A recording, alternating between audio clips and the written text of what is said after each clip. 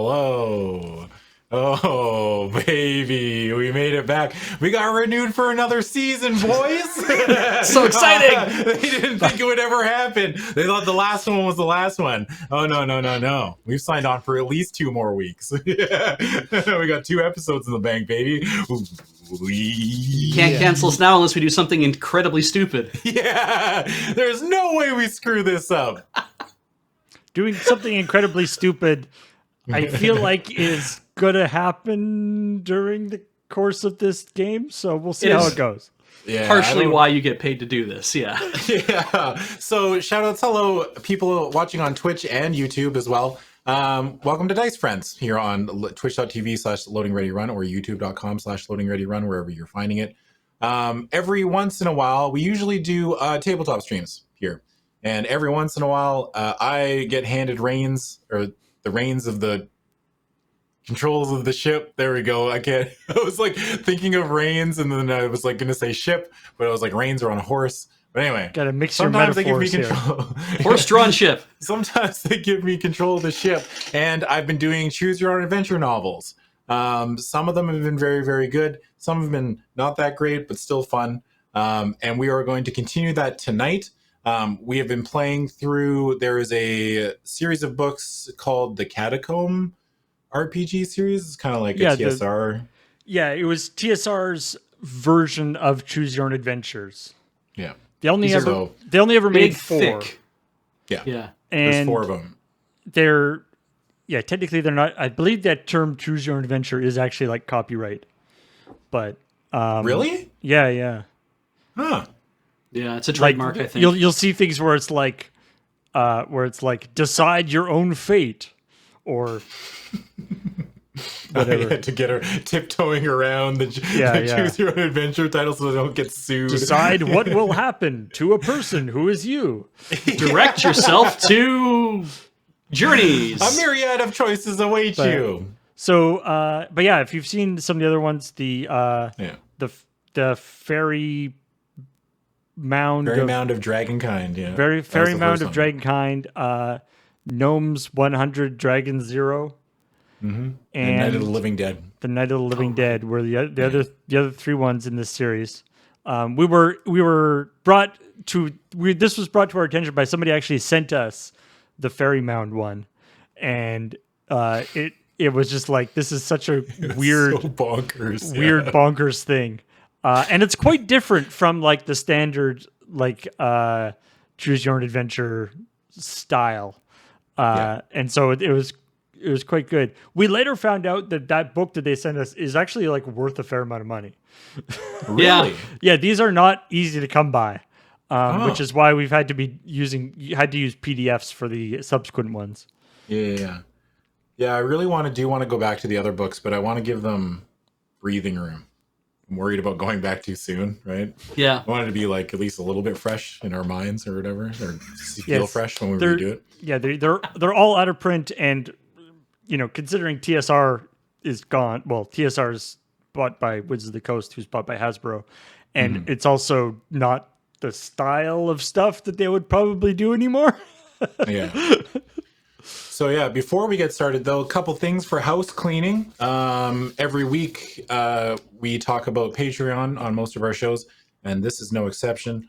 You can, with your support through patreon.com/loadingreadyrun, you let me and Beej and Paul all hang out here and talk and do our Choose Your Own Adventure thing, and you let us do Talking Sim, and you let us do Checkpoint, and you let us do Friday Night Paper Fight and the PPR and Road Quest and like everything else that we do. It's kind of wild, actually, all the stuff that when you start listing it all off, we're like, wow. It's like, sending 2 hands. And Let's Nope, the show that you're on.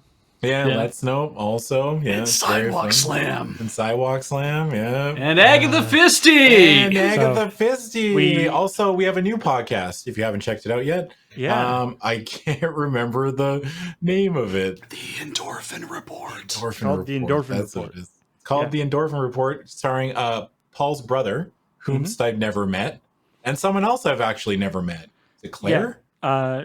Her name is Cynthia. She's a friend of my brother's. Just if you want to meet my brother, it's just it's basically just me, but like a little taller. and like a slight, he's 3 years older than me, but basically the same. He doesn't wear glasses anymore.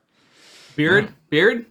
His beard comes and goes lately because he has to shave it off at various times in order to wear the PPE stuff. And so he'll get like a nice bushy beard, and the next time I see him, he'll be completely clean shaven because he like had to go and wait in a lobby for a long time and didn't want to deal with that. So had to also, I'd be remiss to not shout out our store. It's store.com/loadingreadyrun.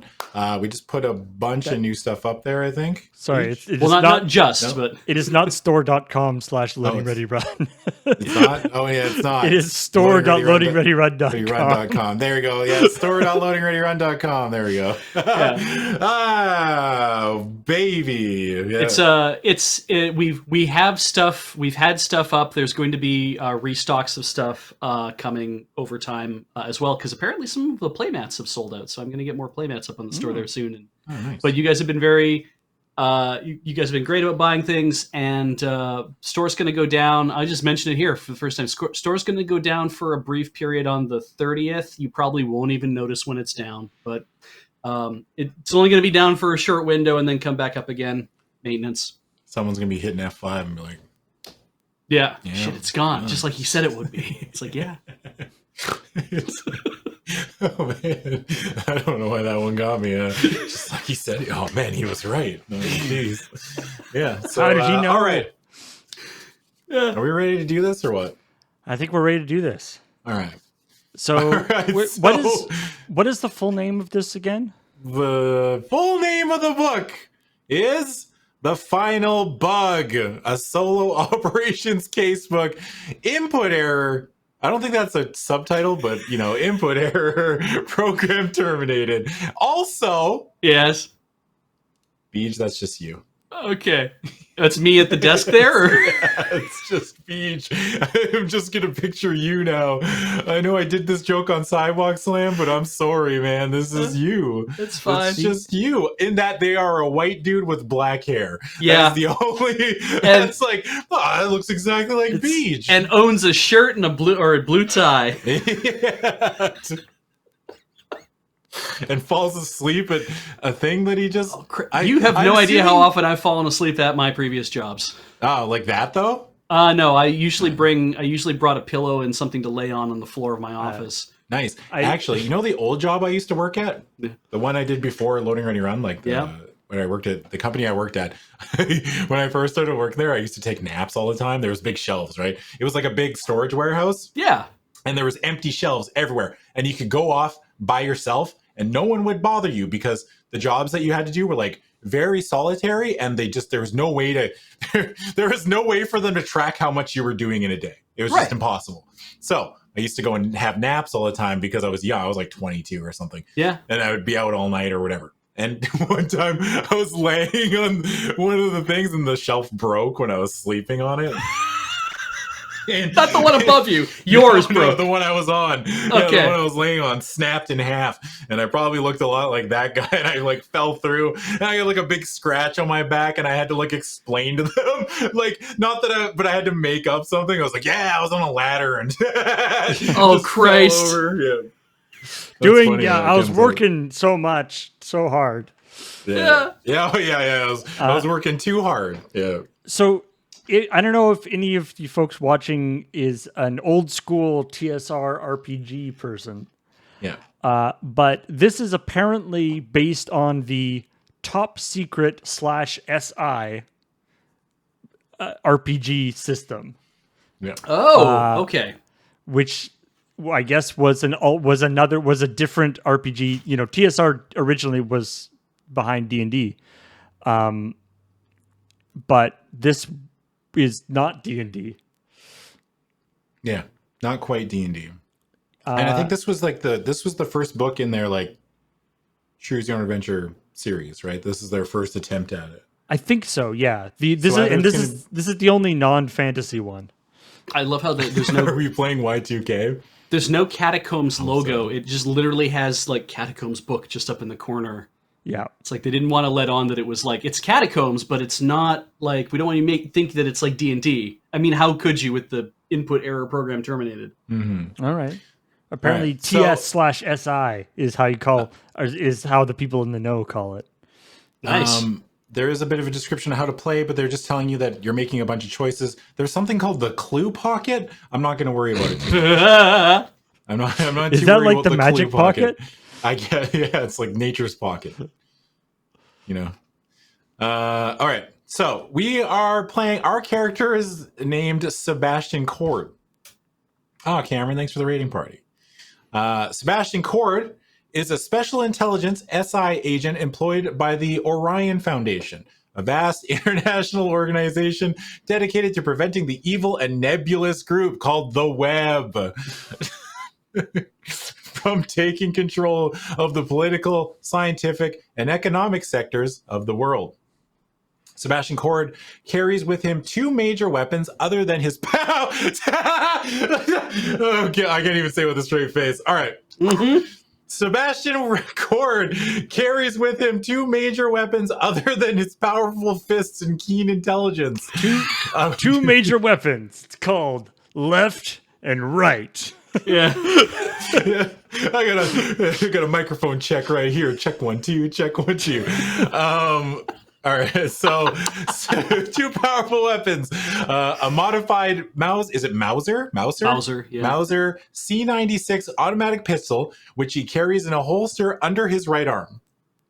Okay. He is left-handed. Okay, Ah. I think this is important. They wouldn't He's bring like it the up if Link it of the wasn't spy important. world. Yeah, he's left-handed. And a hunting knife with a carbon fiber blade, which makes it undetectable by airport security systems.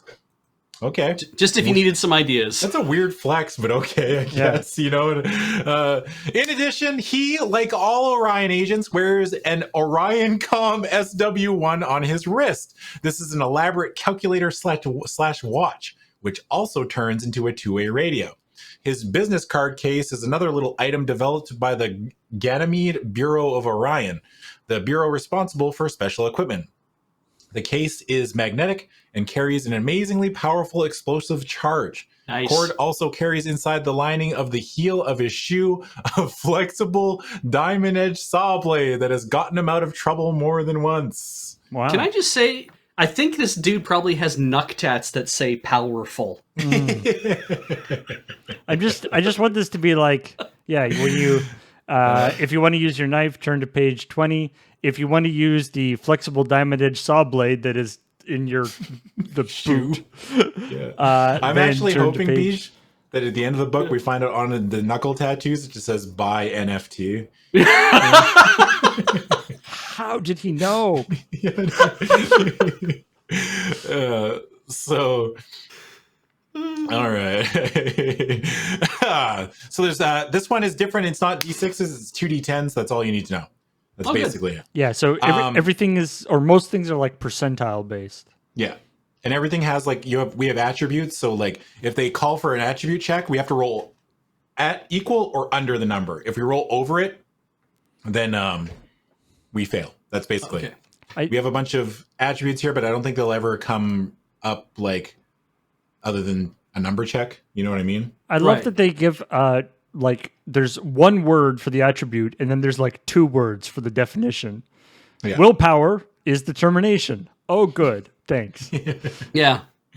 Also the same thing with the skills, which is like pistol, melee, knife, driving. For some reason I'm worse at driving a motorcycle than I am a car, which makes sense because I imagine driving a motorcycle is pretty hard. There's also a social chameleon skill. Very cool. Yeah. What What more do you need in life? Pistol, there are things- punch, knife, driving cars, driving motorcycles, fitting in social situations. Well, isn't that all we want? That's what we all you want, need. really. Yeah. There's also a thing called advantages, which I get 6 points basically, and I can change them up, but I'm just going to leave them the way they are default. And I think I can use each of these for each point that I have. So I can use attractive appearance one time, artistic ability one time, and then social graces and sixth sense. I can use them twice. Combat in this one sucks, and I haven't even played it. And I think we're going to do it once because the way it works is like you roll 2d10. And if you roll, let's say I'm using my pistol, right? Sebastian uses their pistol and rolls 2d10, and I have a 61, so I have to roll a 61 or lower. So let's say I roll a 46, like they give the example in the book. It is less than 61, so that hits the guard. However, if it had been more than the skill, you miss. Now, I've hit the guard. So the die roll on the left, which is the 4, is how much damage I do. And the die roll on the right is where I hit the guard. Oh. On their body. Right, we've got there's a diagram. Is this why is this so complicated for a choose your own adventure thing? Yeah. So then when you do damage, you mark that damage that you hit a different body part with which number you hit. So on a 9 or 0 means an arm or a leg has been hit. Now, such a hit rarely puts a person completely out of action. So it is not to be used in accumulating points of damage. So apparently shooting people in the arm and the leg doesn't do anything. It's body shots, abdomen shots, or a headshot. That's it. So 9 or 0 don't do anything. If you roll a 1 or a 2, you hit the head. At a 3 or 4, it's the right side of the victim's chest, and a 5 or a 6, the left side, and a 7 or 8, the abdomen. You need to do 8 points total for the damage. Once you fill up one of those boxes, they die. So there is a world that exists that Paul and I were talking about where you can do 7 points of damage to the left-hand side of the chest, 7 points of damage to the right-hand side of the chest, 7 points of damage to their head, 7 points of damage to their abdomen, and still lose. And surgically removes their arms and legs. That guy's not feeling good, but... Yeah. I like how getting shot in the leg is nah, they're fine. Yeah. Yeah. He can still spit acid at you. Yeah. So we're going to try it once, and I'm going to see how it goes. We might just do it the way we do it in the other books, where it's they have an arbitrary HP number. I guess everyone will have 8, and then every success takes 2 points of damage off from either way, and then we'll just blaze through it like that. But I don't know how much combat there is, and I don't know how much it's going to slow us down. Yeah, the concern is that this system is going to be just bog the whole thing way down. But yeah. And just like the other books, if you haven't been watching those ones, multiple opponents, we fight one at a time, just like the other one, where it's they line up, they single file. Thank you, gentlemen. Thank you for coming. Bang, bang, bang. You're all dead. And that's pretty much it. There's an unarmed combat, but... Which is unarmed combat, when you're unarmed, it's just the same, except they're knocked out instead of killed when you finish punching them. Same thing, so... And that's essentially it. There's not even an intro. We just go right into it. So, are we all ready? You ready to? All right. Ready for story time? Yeah. There's lots of reading off the top. All right. There's 3 pages of reading here. So before we make a decision. So let's all get ready. All right. The roulette wheel in the hotel's casino is singing its siren song, calling you for the evening. Donning your work clothes, a midnight blue dinner jacket of superb cut and material, you prepare for an evening of pleasure when the phone rings. Reluctantly, you answer. Cord? Matheson. Get to Denver tomorrow morning. One of your computer operators turned up dead yesterday.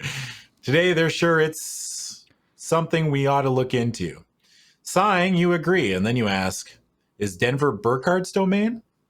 When your boss, the head of the New York headquarters of the Orion Foundation, replies that yes, Burkhardt is the head of the Denver office, your reluctance leaves you. Denver is where the wondrous Brittany Farrell disappeared to. You knew she was working for Aaron Burkhardt, but she carefully neglected to tell you where you might find her when she left your hotel suite for the last time. Okay, you tell Matheson rather less grudgingly than you had started to. I'll be there. Using the little Orion Comms SW1 on your wrist for a more mundane purpose than it was designed for, you ask the Foundation's computer for flight schedules out of nearby Philadelphia, wondering, as you do occasionally, though not often enough to do anything about it, about the wisdom of living in Atlantic City by the casinos instead of in the Big Apple. There's a middle-of-the-night flight that, with the time change, will get you to Denver at dawn, so you've got a few hours to spend in the casino. Lady Luck calls. To hell with sleep. Damn, what All a right. badass. So- oh, man, who needs sleep? I gotta gamble. Big gamba. Yeah. So you're like, the guy's like, there's a big, the computer operator's turned up dead, and you're like, ugh, do I really need to do this? It's like, it's in Denver.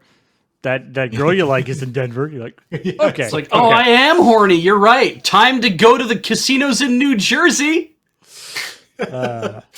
Also, back in the day when- You're right, I am horny.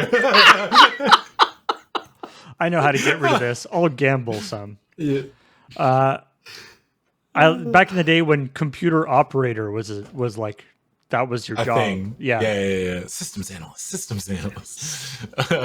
As you settle back in the aisle seat of the almost empty stretch DC-8. I gotta make this actually a little bigger. Fine. There we go. You feel the pressure of your overly. Oh man, this book sucks. Oh man, my overly full wallet. It's full of money. Oh, my diamond shoes are too tight. Oh. Oh man, I can't all right, sit very comfortably. All right, okay.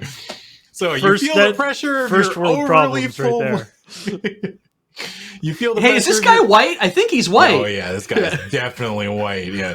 You feel the pressure of your overly full wallet against your backside. I'm surprised I didn't say firm backside, to be honest with you, right? Like your tightened gluteus maximus. Yeah. Although most of your winnings go directly into your account with the casino at the hotel you live in. Wait, you live in a hotel? They'd kick your ass out. You always get a kick out of carrying more cash than is really wise.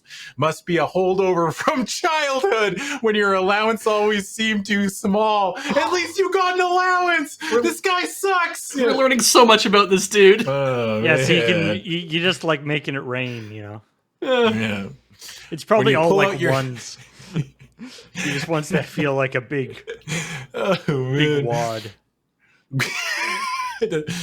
When you pull out your sketch pad and start making quick sketches of some of the scenes and people around you, a flight attendant quickly attaches herself to the arm of your seat and spends most of the 4-hour flight to Denver oohing and cooing rather seductively in your ear.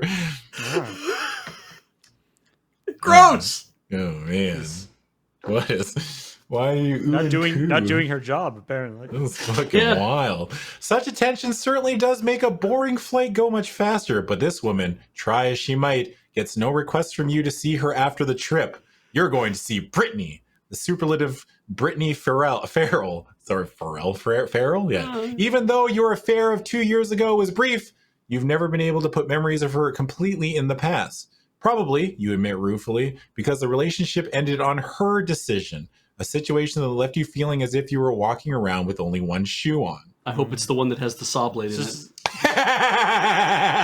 So this girl this is the only person who's ever dumped him, basically. Yeah, that's basically it. And he's like, "Ugh, I can't be dumped. Yeah, she must be. I have to find out why she's some crazy, insane person who would dump me.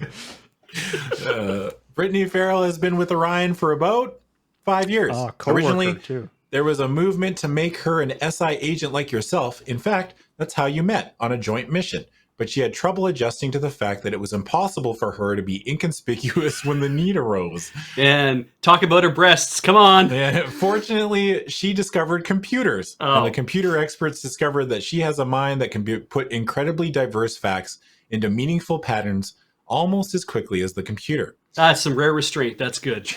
Driving the rental Firebird. Of course, we rented a Firebird. Oh no! Got to keep below the radar. Yeah. No. I'm trying to be inconspicuous. Give me the Firebird. Yeah. Driving the rental Firebird you picked up at the airport, you find the Orion regional headquarters just off East Colfax in downtown Denver. It's in an old red brick building 6 stories high. Though reluctant to leave your car in the rundown neighborhood, you park and enter a dingy health food store.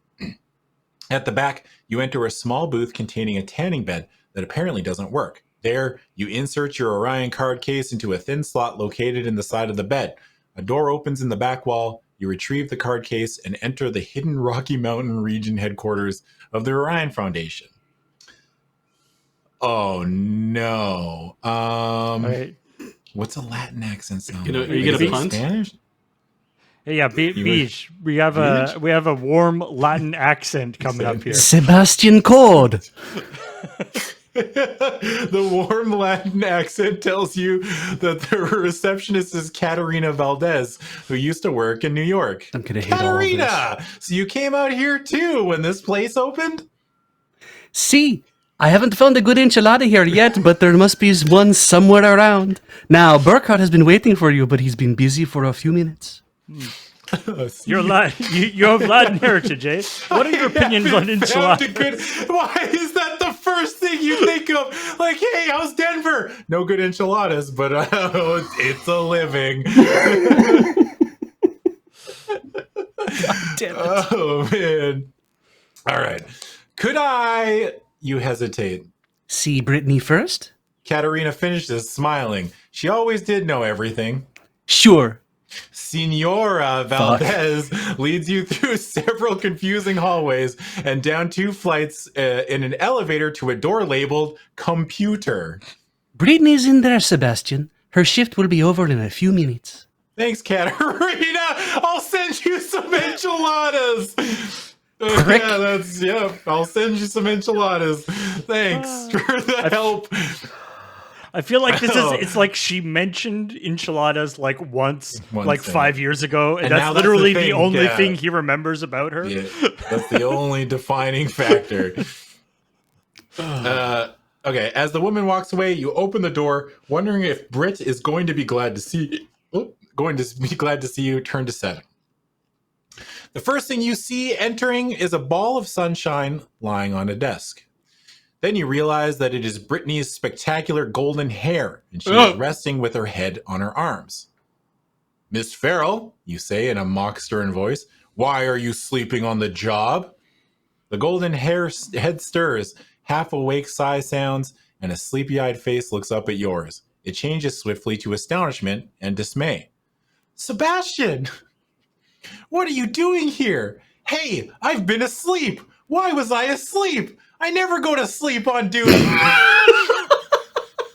Are you trying to convince us or yourself? You still... Everybody sleeps at work. Let's just be honest. Yeah. Man. You still her alarm chatter with a kiss on the forehead. I'm here to check into the death of your fellow computer operator. Kind of mixed, sending a few little mixed messages here. Oh, Ed Charnoff? The expression on her classic face changes to sadness. Sebastian, find out who did it. He was such a nice guy, and his wife, Millie, is absolutely devastated. Then she adds in a puzzled voice, I can't understand why I fell asleep. I've never slept on duty before, and I didn't even lose any sleep yesterday. Oh well, what time is it? Quaaludes are a hell of a drug. Yeah. You check your gold. You check your gold. What is that? Piaget. Is that a very fancy watch? I'm going to have to assume it is. It's a very fancy. You check your gold Piaget and say 6:45. You're off duty in a few minutes, right? Wait, he's got his walkie-talkie calculator watch on one wrist and a gold watch on the other wrist. Yes. Or would it be better if he had them like side by side on one wrist? Yeah. What if they're both on one arm? If he says it again, let's just call it a Chia Pet. Okay. He checks his gold Chia Pet. Yeah. You're off duty in a few minutes, right? But your answer has stunned Brittany. 6:45? The last time I looked at my watch, it was 2:00. Sebastian, I couldn't have slept that long. What the fuck is with her? You're right. You're right. I'm lying about what time it is. What? I never sleep for that long. I even forget how to sleep. I stay awake 24 hours a day. Yeah. I'm on so much cocaine. Does she have like a big, bruise and bump on the back of her head or something? Yeah, did she get knocked out? Is there like a dart? Like she's like, whoa, I'm freaking out, man. All right. Couldn't have slept that long. Her alarm begins to penetrate your pleasure in seeing her. Better check around and see that nothing has happened while you've been asleep. She first checks her computer monitor. That's just as I last did some work on it. I was inputting some data on the last remnants of Nazis in South America. She walks around the room. Everything looks all right, but let me just check. You watch the wondrous woman hold the palm of her hand to a 12-inch square, deep red, or a 12-inch square, deep red plaque set into the wall to the right of the double doors leading to the big computer, which only Britt and the other operators are allowed access to. The security computer finishes checking her palm print and releases the double doors. They slide open, revealing a man slumped backward in the desk chair. There's a faint odor of bitter chemicals in the air, and smoke rises from the computer equipment close to the man's side. Well, You know this is this guy. that he's dead. Oh, it's Ah. Beej. Beej, you died. I You're died. Dead already. Right, the guy that we were making fun of for sleeping at work was actually He's dead. actually dead. Yeah. Well, it's like the Okay, final fine. sleep, right? Who is he? Gasped Brittany. She stands, her face pale, by your side, clutching the door frame. And how did he get in? Brittany, my love, you say gently. You'd better be prepared to answer those questions. They'll certainly be asked, and very soon. She broke But up I don't with you, know dude. him, Seb. Her shaken Yeah, right. voice takes on a pleading tone. Really, I don't. I've never seen him before, and there's no way he could have gotten in. I was sitting at my desk. You were sleeping. For 5 hours! Remember how fucking freaked out you were about that a few moments ago? Oh, man. Asleep, you remind her. Come on. Let's call Burkhart. The sooner the better. The Denver administrator bustles into the room in seconds, consternation, anger, and disbelief all vying for expression on his face. On seeing the body, he calls in the official Orion photographer. Let's get a photo op. Yeah. Photograph what's my best J. Jonah James? Photograph everything. This is the second death in 2 days. Something's going on here. You smile at his naive deduction, but you agree with him. From an easy chair in the operator's room, Brittany asks, "Aren't you going to call the police?" "Not yet, Britt," you reply. "Orion has to do all its own work first. Can't take a chance on local police finding out things they shouldn't." And Also, you know that Brittany... Oh, sorry. You're in like a secret. How do you call the police to the secret facility that you have to use a key card in the tanning salon to get in? Yeah. Yeah. That's a good point. No more questions. Yeah. No. We're good. And you know that Brittany Farrell is questioning, probably for the first time, just what kind of an organization she's been working for. The only answer you can give her to calm her law-abiding soul is secret and determined to keep the evil web organization from taking over the world. As you and Brittany keep moving out of the photographer's way, Burkhart gradually gets her to realize that she is legitimately a suspect, that it is better for her to cooperate fully, even if that means going to an Orion-controlled hotel room instead of home to await questioning. Finally, she bows her golden head and agrees. As she leaves the room, she whispers to you, "Find out who did it, Sebastian, please. I know nothing about that dead man." If I had a nickel for every time somebody's whispered that to me, I know nothing about that dead man. "I know," you reply as you hug her. Oh. Just hold tight and answer everything truthfully. You give her cold hand one final squeeze of encouragement as she walks off under guard. The photographer clicks away, finding an amazing number of different angles to shoot from as you and Burkhart review the situation. Finally, he shakes his head. "That's 2 deaths in our jurisdiction in a few days, Cord. What's going on?" You look him and only shrug, and then he continues.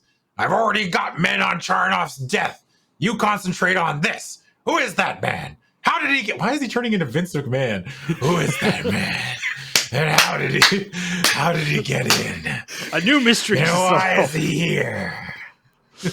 Are we gonna see him at SummerSlam? He's gotta know. Why is he so vascular?"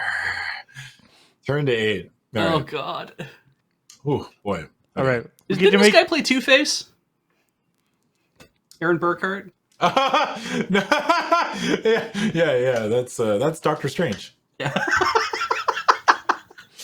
Aaron Burkhart, the administrator, stands silently beside you as you look around the computer room. Your eyes, however, keep coming back to the body. You bend over and start to investigate the pockets of the corpse's clothes, but there is nothing. No wallet, No identification, no keys, and only about 75 cents in change. This man was a pro, aware that he could be caught at any moment. Yeah, that's exactly. I'm But sure that's also took exactly the why. bus. Yeah. Yes. It also needed to get home. The number 8 runs late sometimes.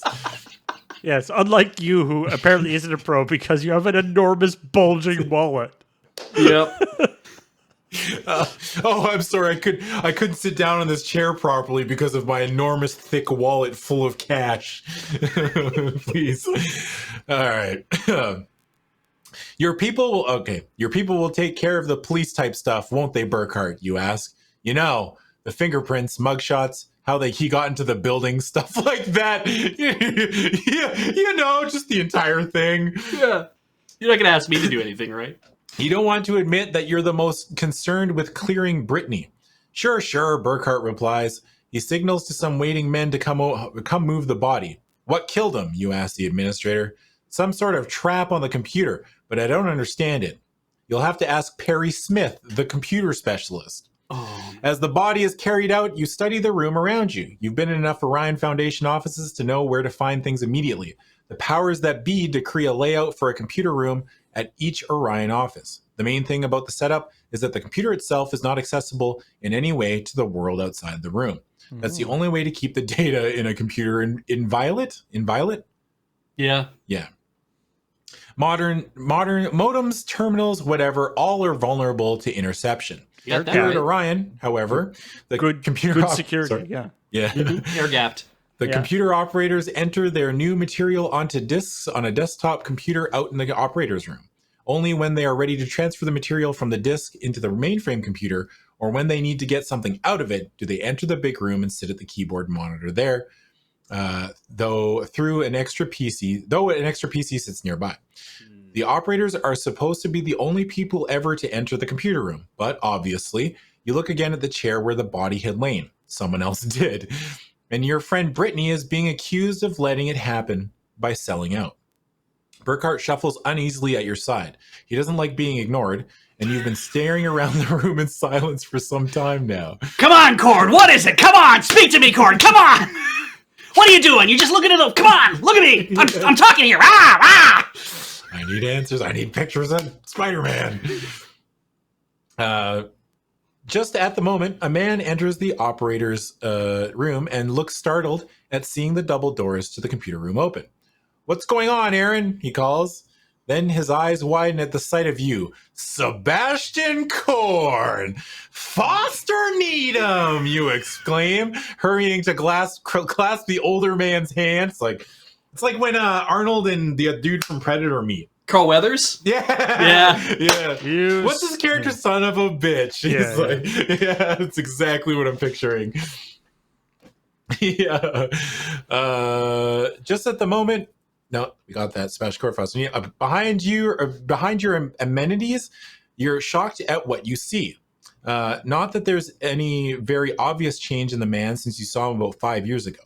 But the finely polished edge has been lost. He could even have been called dapper before. Now his suit isn't quite clean enough, his shoes haven't smelled polished in a long time, and he could do with a closer shave.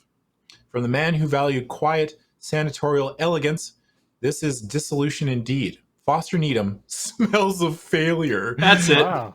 Judgy. Jeez. Damn. All right. Where's your chia pet, Foster? Sorry, large wallet, making it hard to hear you. Both of you together ask the same question. What are you doing here? He forces you to go first. I'm checking into Ed Charnoff's death, and now this new one. You tell your old colleague about the body found in the computer room. Burkhart breaks in. Sebastian, Foster, here. He gives the man a rather condescending hug around the shoulders. Is one of our most valued computer operators. In fact, he is on duty now. He's turning into Strong Bed. In fact, that's why he's here. You're startled. Foster Needham used to be a field agent. What could have happened? You watch Burkhart lead Needham to the door, telling him that he's to go get some coffee. That you need time in here now. Needham's to come back to work after you're through here. As Needham's footsteps disappear in the distance, you ask, why is Foster working in the computer room? Well, Burkhart stares at you as if checking your need to know. Needham has a bit of a problem, gambling actually, and it's made him pretty vulnerable out in the field. Matheson thought he'd be better off here. You shake your head in sorrow for Needham, but also to cover the shudder that goes through you at a sudden vision of yourself in 20 years. Yeah, I don't have a problem gambling. I keep winning. That's not a problem. Yeah, exactly. Yeah. Sometimes winning's a problem. Man. I have a problem with a too heavy wallet. That's my big problem. Yeah. I hope that we fall in the ocean and just drown to death because we're too proud to ditch our heavy wallet full of money. You know, I hope that's how this ends. I'm praying that they just we get thrown in the ocean by some criminal, by the web. And So, they're yeah. like, yeah, you could ditch your large wallet full of money. I'm like, no, thank you. That's my whole identity. So this I'll guy die was like also this. supposed to be working in the computer room and also wasn't there? Yes. Seems kind of convenient. Yeah. All right. Ready to change the subject? You say, why don't you get on with your own work, Aaron? No point in my taking your time while I'm looking around. This man who always wants to appear in control hems and haws for a minute, then says, as if it were a new and wonderful idea, why don't you go on and look around in here, and I'll go check on some other things. Good idea, you say with a straight face as Burkhart leaves you alone with the computer. The first thing you do is pull your ever-present sketch pad out of your pocket. The soft pencil you prefer follows the pad. You learned long ago that if you make a quick sketch of the details of a scene, even if you tear it up or burn it immediately after, you see what you're looking at in a way that you don't with your eyes alone. Making the sketch creates an agenda in your head. Oh. Nice. Okay. So we can Oh. check out the computer itself, the computer security, the computer room, or the death of Ed Charnoff. Can't draw death scenes club. Very Okay, good. that's actually pretty neat that these are supposed to be like the sketches that he's been making. Yeah. I like this. Because I was wondering about like the art style seemed way kind of strange in comparison to the other book. Yeah. Well, the other books are very 80s fantasy, right? And this is obviously. I love spy that they put the name of the group on the floor, because when you're a secret organization, you want to be sure you put your name everywhere. Branding is important. You gotta make sure you know where you are. I thought you said they put the web, just web. Oh, no. These are the bad guys. Remember, The web was here. Let's check out the computer itself. So 153C. Uncovered drinks probably not a great thing to have, No, in your probably not. super high tech computer lab. Right? 153C. When Perry Smith, the chief computer whiz, enters, you're amazed at the difference between what you see and what your own prejudices say a computer genius should look like. Smith is a huge linebacker type who should be playing tiddlywinks with manhole covers, not fooling around with fragile discs. Wow, our character is an asshole. Yeah. I think I don't think there's any way A lot around it. a lot of innate prejudices. Yeah. You ask him to tell you about the setup. He repeats some of what you know, but spends some time pointing out which are the drivers, how the disks are inserted into the drivers, when material is backed up for archival purposes, and so on. Roll 2 dice. If you get more than your intelligence score, turn to 84H. My intelligence is. Do we have it offhand, Paul? Is it going to be at the 65? 65. So I got to roll under a 65. So all I got to do, bring this up, roll 2d10, There we go. 32. 32. Sick. Boom.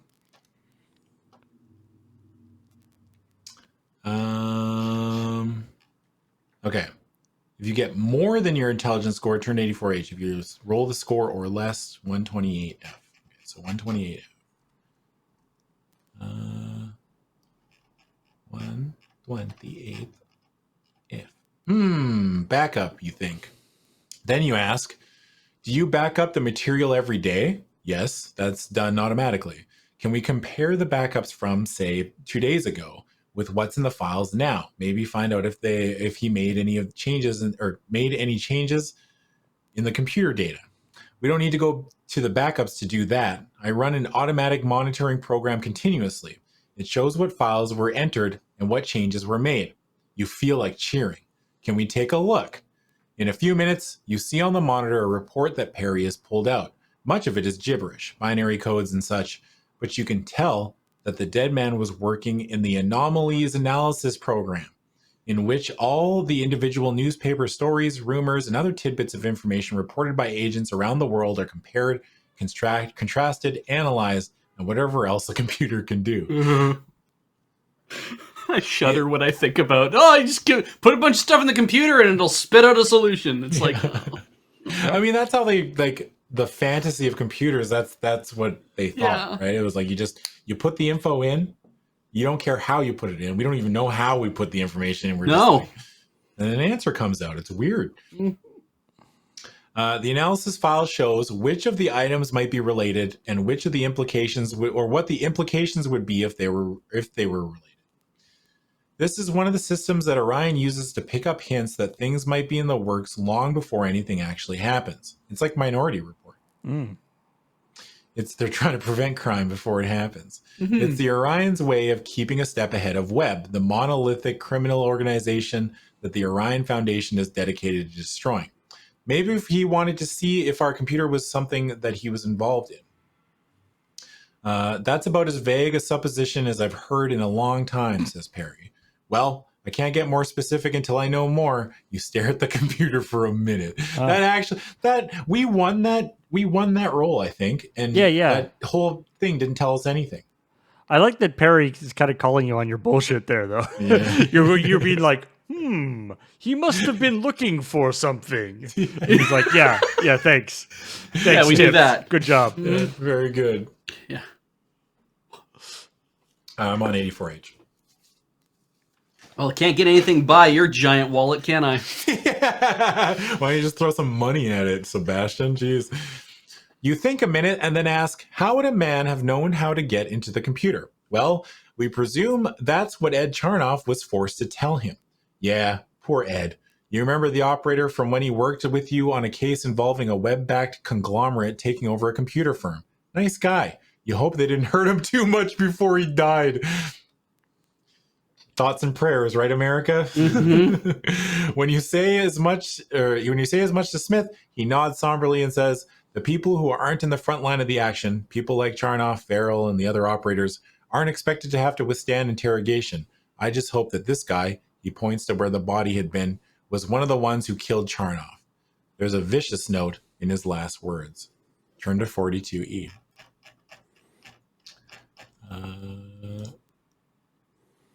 42. Too far. Not far enough. Man. So much easier when you have the actual book. So what killed this one, you ask? The computer, he says proudly. The computer and Ed Charnoff. Huh?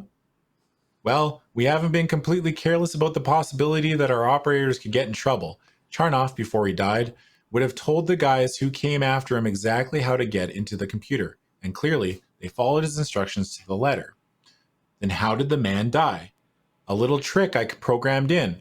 Once the operators have been working in the computer for a few minutes, they have to type in a code to keep going.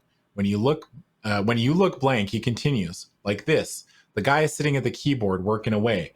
If he doesn't give the code at the proper time, the automatic tape handler inserts a special tape into the drive, one that self-destructs, giving off extremely poisonous fumes that quickly kill anyone in the room. And it did, he finishes proudly. So Charnoff must have told his killers the main operating code, but not the keep going code. Very good. Oh, we forgot the keep going code. So Charnoff must have... Okay, yeah, right. And that's why I said he and the computer killed the guy. I'm glad, you say quietly. Perry nods his big head, shrugs, and leaves the room. Return to 8. Nods his big head, shrugs his overly large shoulders, and leaves the room with large, heavy footfalls. Yeah. That you barely fit through the door. I just picture it's Brock Lesnar, really. I never want to work in a data center like that. Where you have to type in a code at a specific time, or else it kills you. Yeah. Or else it kills you, yeah. Or just working in a data center where it's like, and there's a tape in the automatic tape handler that if something happens, it'll just pop and send gases throughout the room. Well, what do you mean if something happens? Like, well, we're not allowed to tell you because you're not cleared for that, and yet you want me to sweep up around here. and you warned me there's the poison. Do you know how often stuff fails in a data center? Lots. Yeah. Let's go computer security. So 135E. 135E. When you tell Burkhart you want to look into security systems, he calls Herb Norton. Herb Norton, a young man, well, he's younger than you, who immediately puts your back up. He resents the fact that you're even questioning him, as if something went wrong with his security system. I'm not saying you did anything wrong, Herb, you say, trying to control your impatience. I'm asking you how the man got in. Well, obviously, Farrell let him in. Sorry. No, Herb, that isn't obvious. He's like, you let him in. No, you're wrong. Why am I wrong? Because she's hot. Yeah. No, this is the other person. This is the other guy. Yeah. Farrell? I thought No, Brittany no. Farrell. Oh, is it? Oh, right. Yeah. Sorry. Yeah. Right, Farrell's the lady at the desk. Yeah. right. Yeah. No, Herb, that isn't obvious. Now, tell me about the system. Well, you know about the complete separation of personal computers in the mainframe. There are no modem lines going in, no cables, nothing. A person must physically go into the room to work at the computer. Yes, Herb, I got that. But how did he get in? The only way those double doors open is if someone was with an authorized palm print puts his right palm on the sensor or beside the door. The computer, that's another computer, a little one that just contains identification material, reads the palm print on the sensor, checks it against the ones in the authorized file, and unlocks the door if everything is hunky-dory. Then he spits out the words, and that is what it did. Brittany Farrell put her palm against the sensor and the computer opened the door. The computer records show that. Her palm opened the door at 2:20 a.m. Okay, thanks, you say, sending the obnoxious man on his way. So you have to accept that Brittany's own hand opened the door. Clearly, the time has come to talk to Brittany Farrell herself. Turn to 126E. Oh, so we're just going to go So- right to that. The fact that it's like, oh, okay, it's not just supposition. We actually have a log of her hand. That's Yes. Yeah. But I mean, like, shouldn't Sebastian be like, okay, so when I got here, she was asleep on the desk, and then she was complaining that she had been sleeping for a long time and couldn't remember falling asleep. Does anyone else think that's weird? Yeah. No. Also, She certainly protested an awful lot about this for some reason. Maybe But she her- is guilty. palm opened the door at 2:20 a.m. Yeah. Mm-hmm. like the middle of the night. Was that? And she was Wasn't it like missing a 6 p.m.? hand It was like 6:45, right? when we arrived. Yeah. So was she So asleep she's been working through the night. through the night? Because we caught a red eye, right? We caught a red eye to Denver. Yeah. We took a flight in the middle of the night. And I think Right. we arrived at like 6:45 a.m. Yeah. Yeah, Right, we got okay, into the okay. dawn. So, yeah, she went out. She works all night, I guess. That's Yeah. weird, right? Okay, well.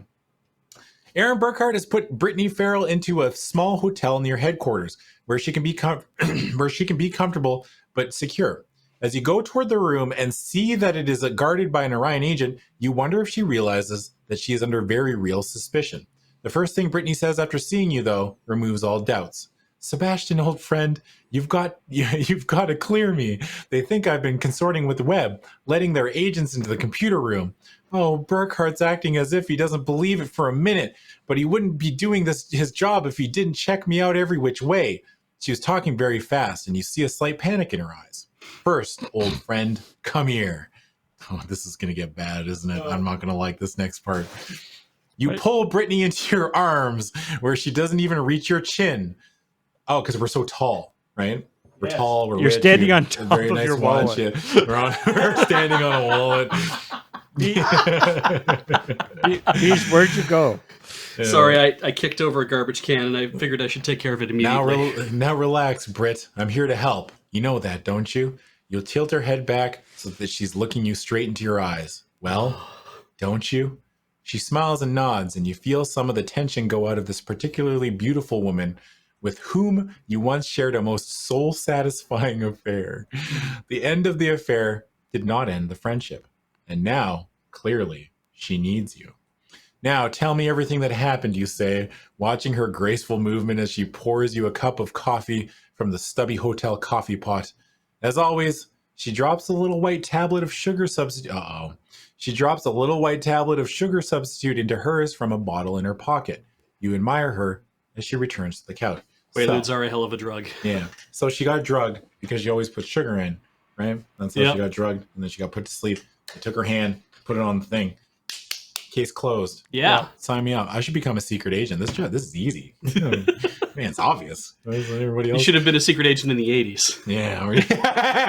Yeah, that's true. I would have cleaned up, man. If I was a secret agent in the 80s, woo! You would have had such a thick wallet. Are you kidding me? Everyone's so high on cocaine. If I just walk in there sober, like, I'm going to be at an advantage immediately, right? If my brain is clear, if I'm sober in the 80s, nobody stands a chance. Right? Yeah, I agree.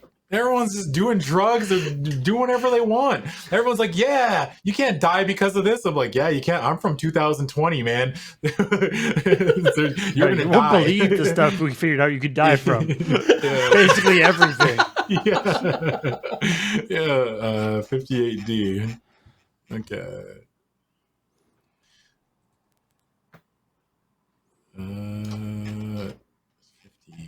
58D. Okay, you learn that Brittany Farrell has been on night duty lately.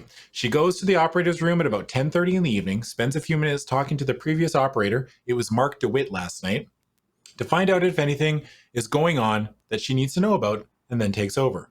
Last night, she had entered a few rumors and tales into the anomalies report from the slips of paper that have always been seen to multiply in the in-basket. I like that. We're still at the point where it's like the printouts come and then you have to like type them in. Yeah. Did you hear that Becky was making it with Justin behind the bleachers? No. Put that in the anomalies report. Oh, Beej, it can go better. Yeah. They sit down like, fucking Bigfoot got seen. And they write something down, and they're like, the Loch Ness Monster. Excellent. Yeah. That boy's on the loose again, and he's getting married. Yeah. It's like the small ball Beej. We're trying to hit home runs here. Yeah, you're right. It's like the Men in Black, like the hot sheets. All right. So, okay. Last night she entered a few rumors and slipped in the in-basket. She had also run various permutations of database reports on the identification of various old Nazis, and that's the second time they've mentioned Nazis in South America. You know where this is going. Yeah, they're going to show up. I don't know why. That was the world's shittiest German accent. All right, I'm done from doing accents. All right, I'm banned. I'm banned forever. I'll do all the racist stuff. Okay, excellent.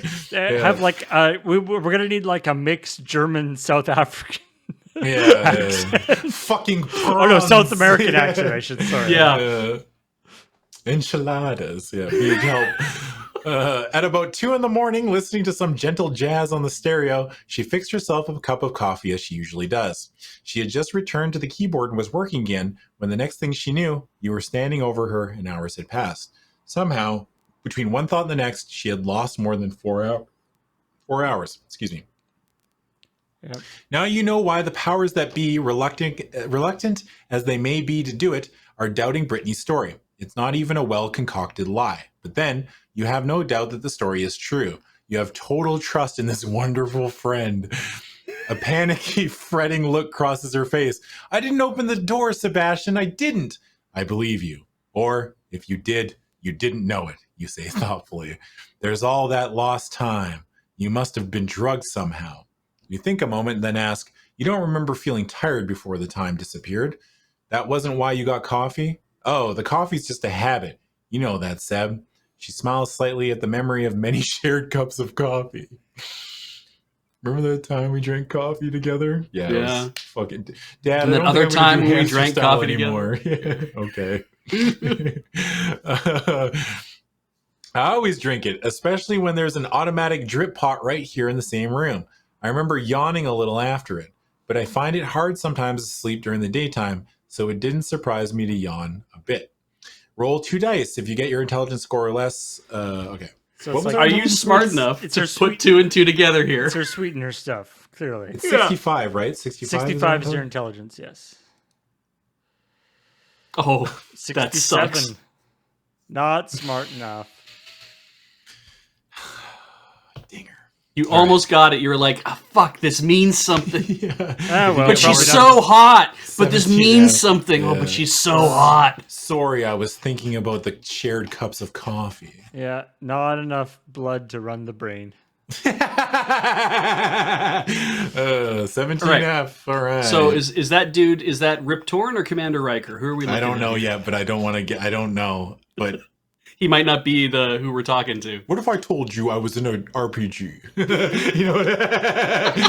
It is like halfway between Rip Torn and Riker. Yeah. Yeah. Did you ever think about Nazis down in South America?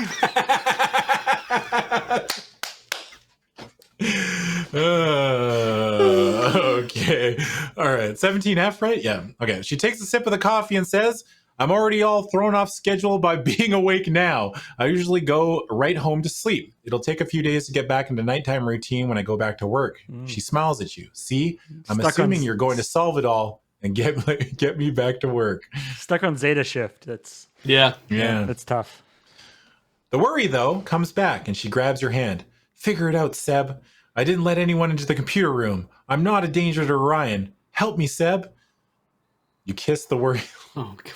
You kiss the worry lines from her face, and say, I will, Brittany. Trust me. Boink, boink. You leave her then and return to the red brick Orion building. Nothing has happened! In your Literally Firebird. nothing. We're just nothing's no new information has been revealed. Nope. Yeah, we're just back to page 8. Yeah, you didn't make that roll, so we learned nothing. Yeah. This game sucks. I mean, we haven't Why don't had I to try fight rolling anybody yet, better? I guess. Shut the fuck up, Twitch chat. Okay, there's your first one. All right, fucking kick rocks. Well, whatever you do, don't stop kissing random women. Thank you. So that was all from saying computer security. Mm-hmm. Yeah. So I like that you were like, let's talk about computer security. Go da da da da da da. Okay. Oh, I better talk to the. I better talk to the person. You go off to the hotel. You're like, and now you're coming back and be like, okay. So what's the deal with the computer?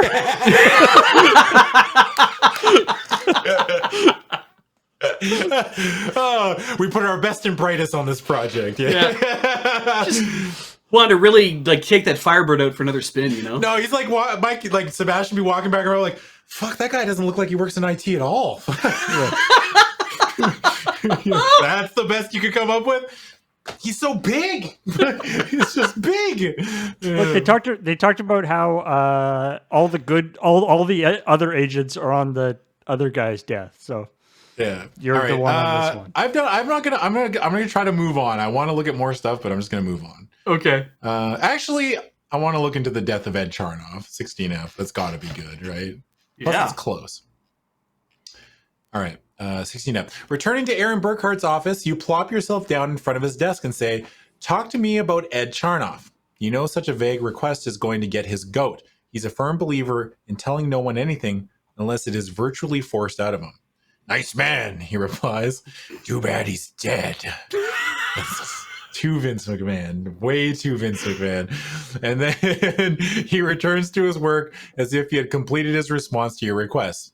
Tell me more, Aaron. Tell me how he died, where he died, etc. He peers at you peevishly over his glasses as if checking that you're really Sebastian Cord and have some business asking such questions.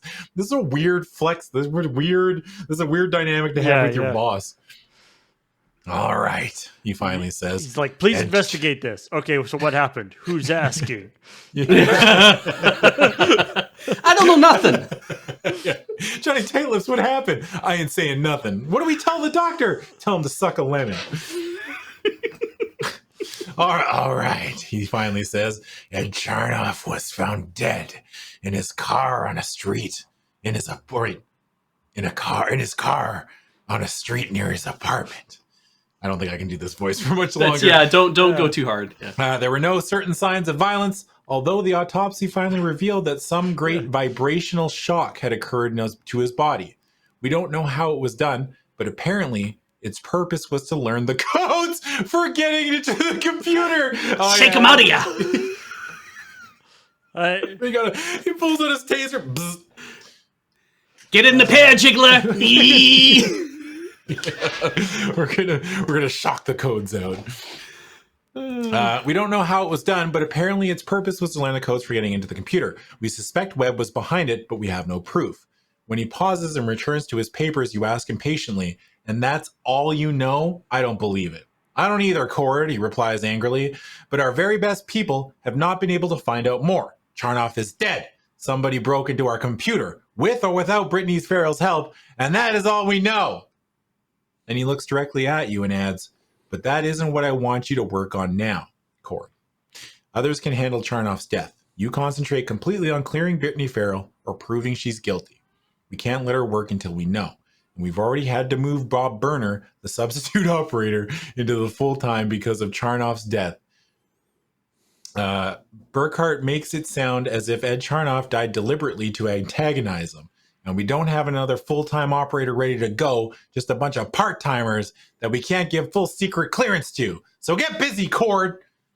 You can't tell whether he's giving you a pep talk or whining about all that's happening, but it's clear that you're not going to learn much more from Aaron Burkhart.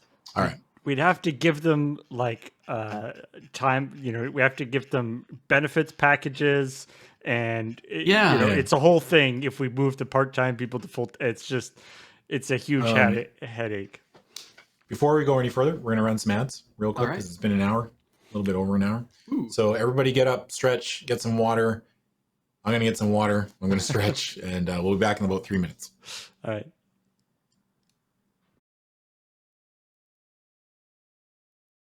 Hello, welcome back to Dice Friends. Just in case you're unaware, I'm Adam and I'm joined by Beej and Paul, whom I didn't even introduce at the beginning of the show. I didn't say anything. I didn't introduce any of us. I was just like, let's go. And tonight on Dice Friends, we are playing through The Final Bug. It is a choose your own adventure book in the veins of the other ones that we have played previously, which is The Fairy Mound of Dragonkind, Gnomes 100, Dragon Zero, and Night of the Living Dead. This is the first book in the series. It was a spy book. And we're kind of like, somebody in chat said it best, where it's like, we're Archer, but if Archer was trying to play it straight. Yeah. Yeah. But we are like, wow, you're a jackass. But they're like, no, I'm just actually like this. This is normal, right? Yeah. We didn't expect anyone to read this book, in, holy shit, has it been almost like 30 years? Yeah. Oof. Archer without any self-awareness. Yeah. So far, the actual choosiness of this book has been like, we've made maybe like 3 decisions in the book so far. I'm sure it'll ramp up, right? So we've kind of looked around a little bit. We've asked some questions. We didn't get anywhere. Let's go to 64A.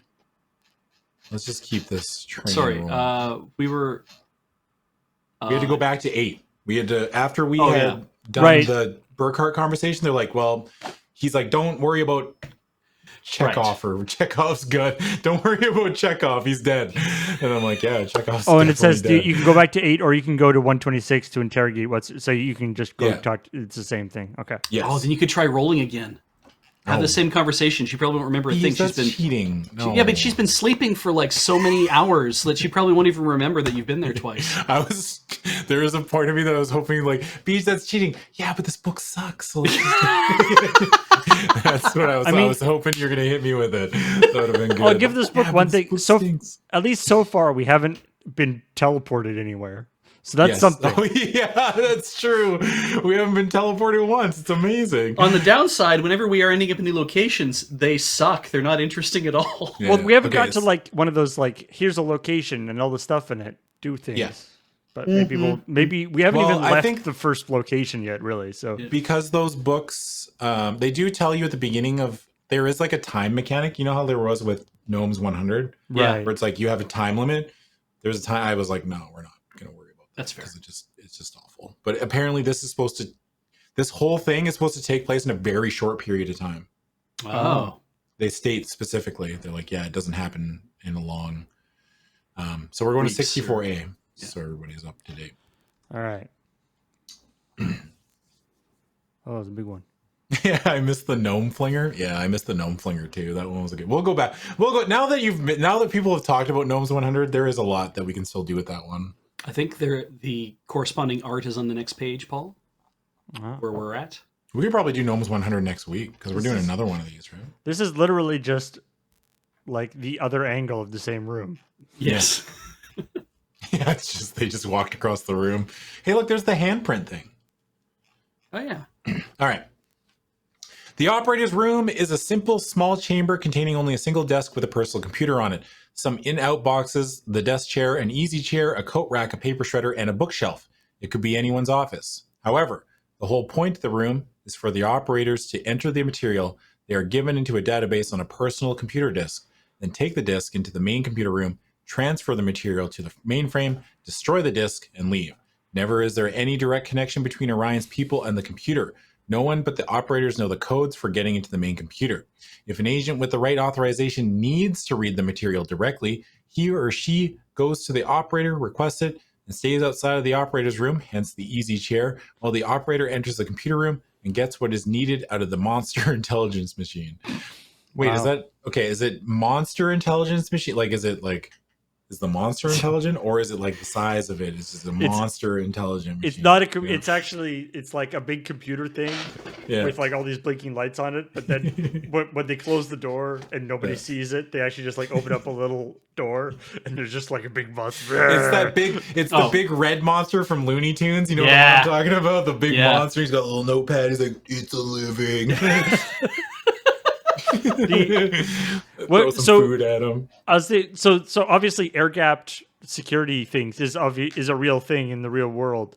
Yeah. I was reading a great story about how it got defeated by people plugging in their iPod to the Oh, yeah. super secure air gap thing, being like, I might as well charge my iPod while I'm here. And their iPod had a virus, had something on it that was that was That's thin. hilarious. Like Yeah. that was how it was defeated. It's wild, man. Like, what if God, you know how much I would give just to get in a time machine? The only thing I would do, I wouldn't fuck with history at all. I would go back to like 1985 with my iPhone, and I'd be like, "Hey, motherfucker, check out what's in 2020," and we do all this stuff on our phones, and then I leave. That's it. You know what I mean? I don't change Just anything. I'm just like, inspire "Hey, them. look at all the cool stuff we have." Yeah. Yeah. See, but the problem is then you'll be like, hey, check out my iPhone. I can do all this. Okay, well, the 4G play data solitaire. doesn't work. Yeah.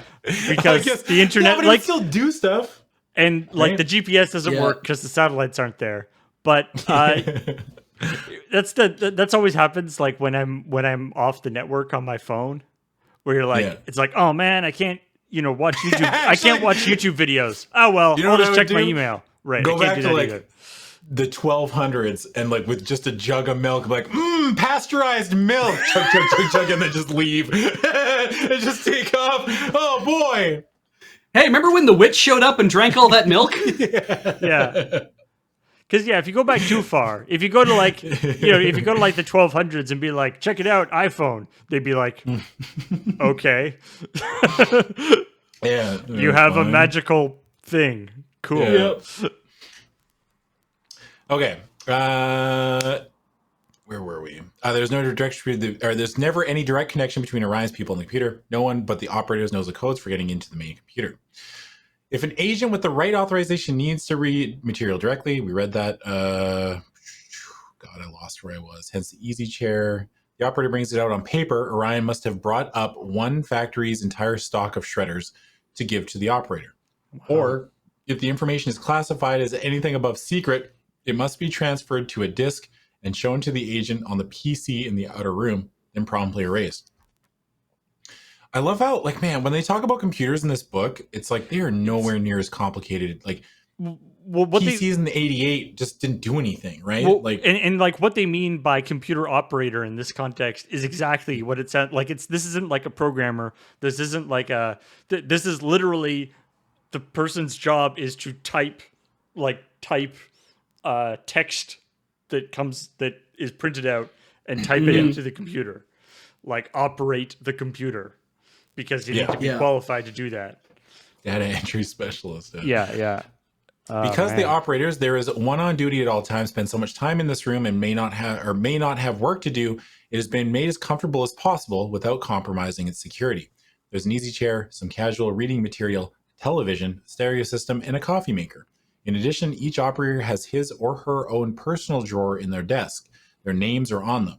You're just starting to sketch the room, knowing that you'll be expected to shred the sketch. when Burkhart comes bustling in, followed by two men. Court, I have asked Mark DeWitt and Bob Burner to come in and check if they see anything different in here or the computer room from when they were on duty yesterday. He introduces you to the two men. DeWitt is about 28 years old and appears to have all the enthusiasm of a puppy dog in meeting you. He practically wags his tail as he says, "Oh, Mr. Court, everything I've heard about you since joining Orion has been so... You know he wants you to say exciting, but is afraid to sound juvenile. So fascinating! I'm so very glad to meet you. Tell me, where do you carry your mouser?" Can I see your gun? Yeah, he literally did the "Can I see your gun?" Officer! You ever shot anybody? Yeah. You ever Cool. jump sideways while shooting two guns? Yeah. You ever do that thing like in Point Break when you shoot up in the air? Just empty your clip. Yeah. It's a magazine, son. Oh, come off it, little boy, you think. But you just smile and open the right side of your jacket, showing the automatic in its shoulder holster. And your Burner, wallet. somewhat older than DeWitt and looking more experienced with his worn face, is trying hard not to show his disgust of DeWitt. You just shake his hand as Burkhart says, "Look around, men, and tell me what you think." You stand back as DeWitt and Burner both walk around the room, open drawers, and enter the computer room, and even check wastebaskets. One by one, they report, "Nothing, Aaron. Everything looks as it should."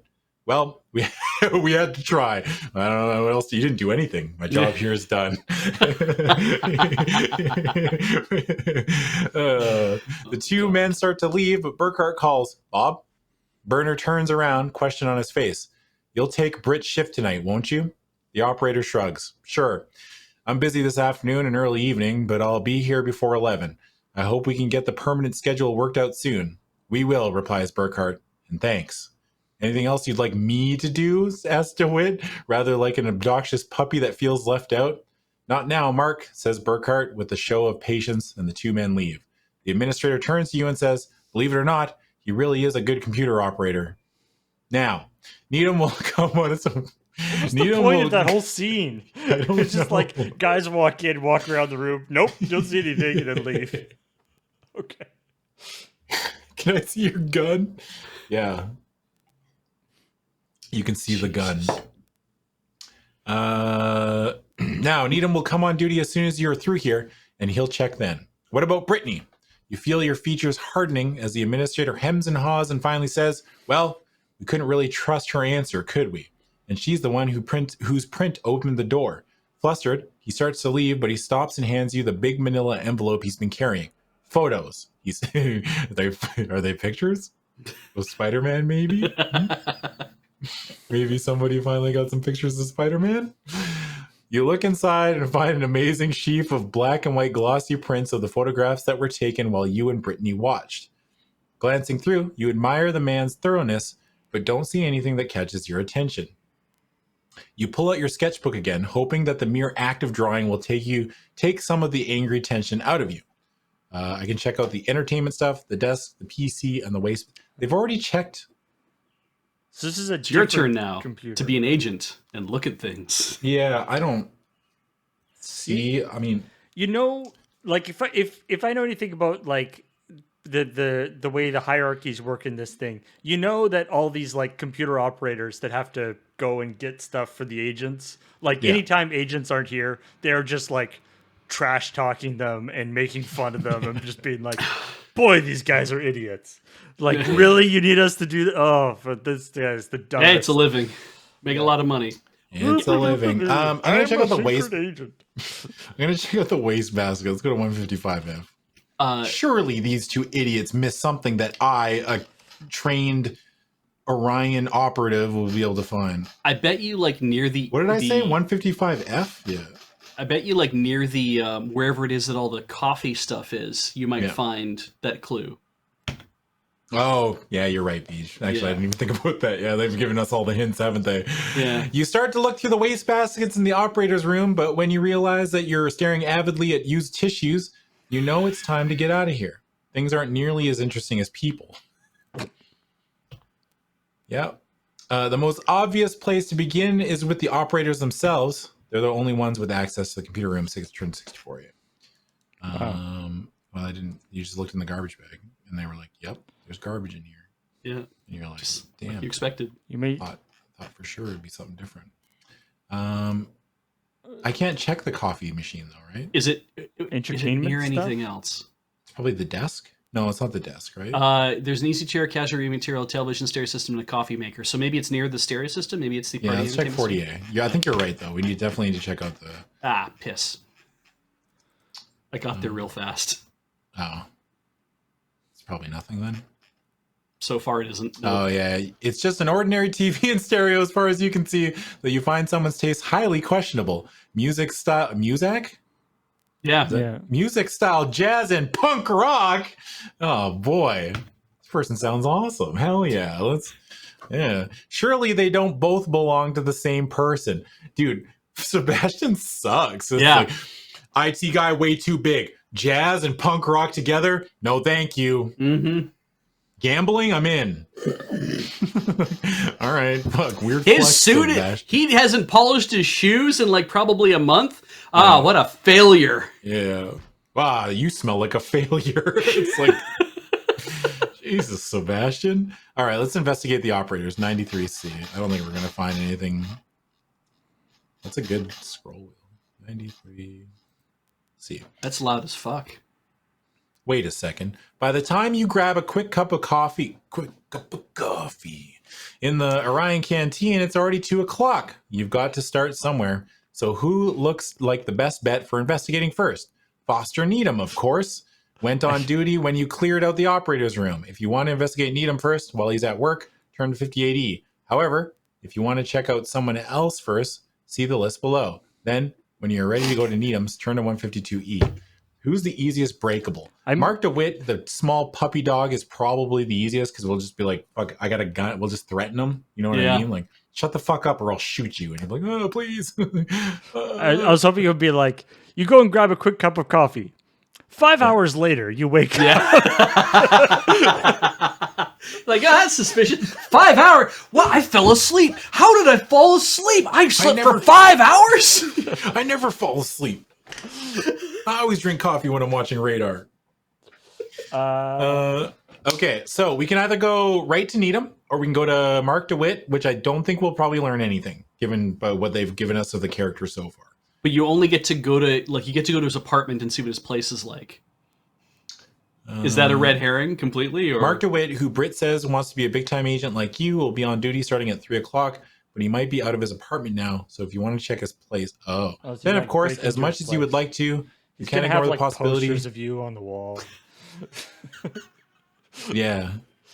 You can't have a ignore the mannequin possibility dressed that like you Britney's- with the gun on the wrong side with a note being like, move that. So we think Brittany's lying and we can go check it out. We can go check into her personal life, or Bob Burner, who just started working full time as a result of Ed Chernoff's death, will be substituting on the night shifts for Brittany. Go check his place. Turn 53 out. So it looks like It's you're up to not you, man. actually interviewing anybody. You're just We're just going to rifle through their personal belongings, basically. I think let's go check out Mark DeWitt, 132D. I have a good feeling about this one. 132D. Mark DeWitt lives in a hotel suite just as you do. In fact, you find yourself wondering if it might be an imitation of you. Brittany said you were his hero. This is not going to end well for anybody.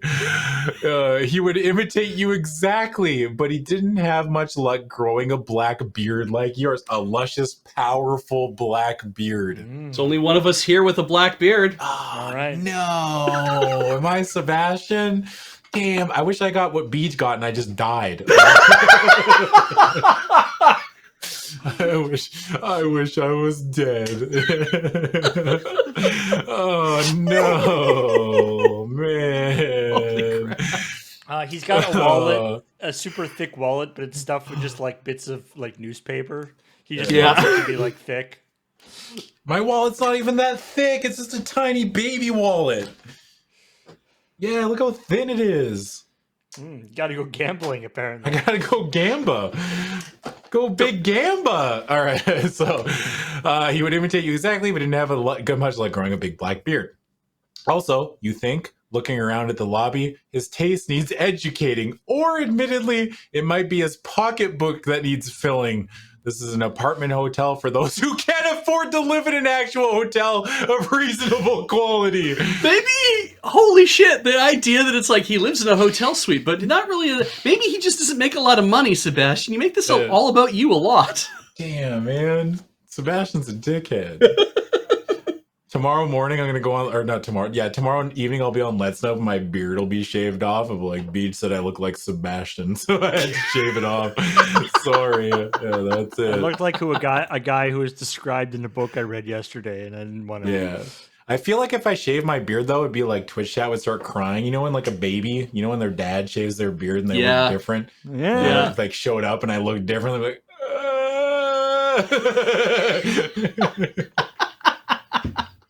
I'd be like, I don't like this. Oh, I don't like this weird man. It's dad. Yeah, that's dad. It can't be. My dad did that not when I was a baby, but he shaved on his 50th birthday. And my mom had never seen him without a beard. Really? And so, you know, he's had a beard since he was like 20.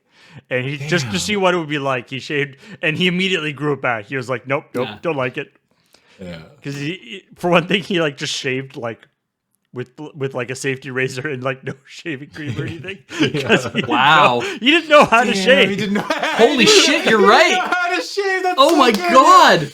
Like, I don't know. I just thought you just got some.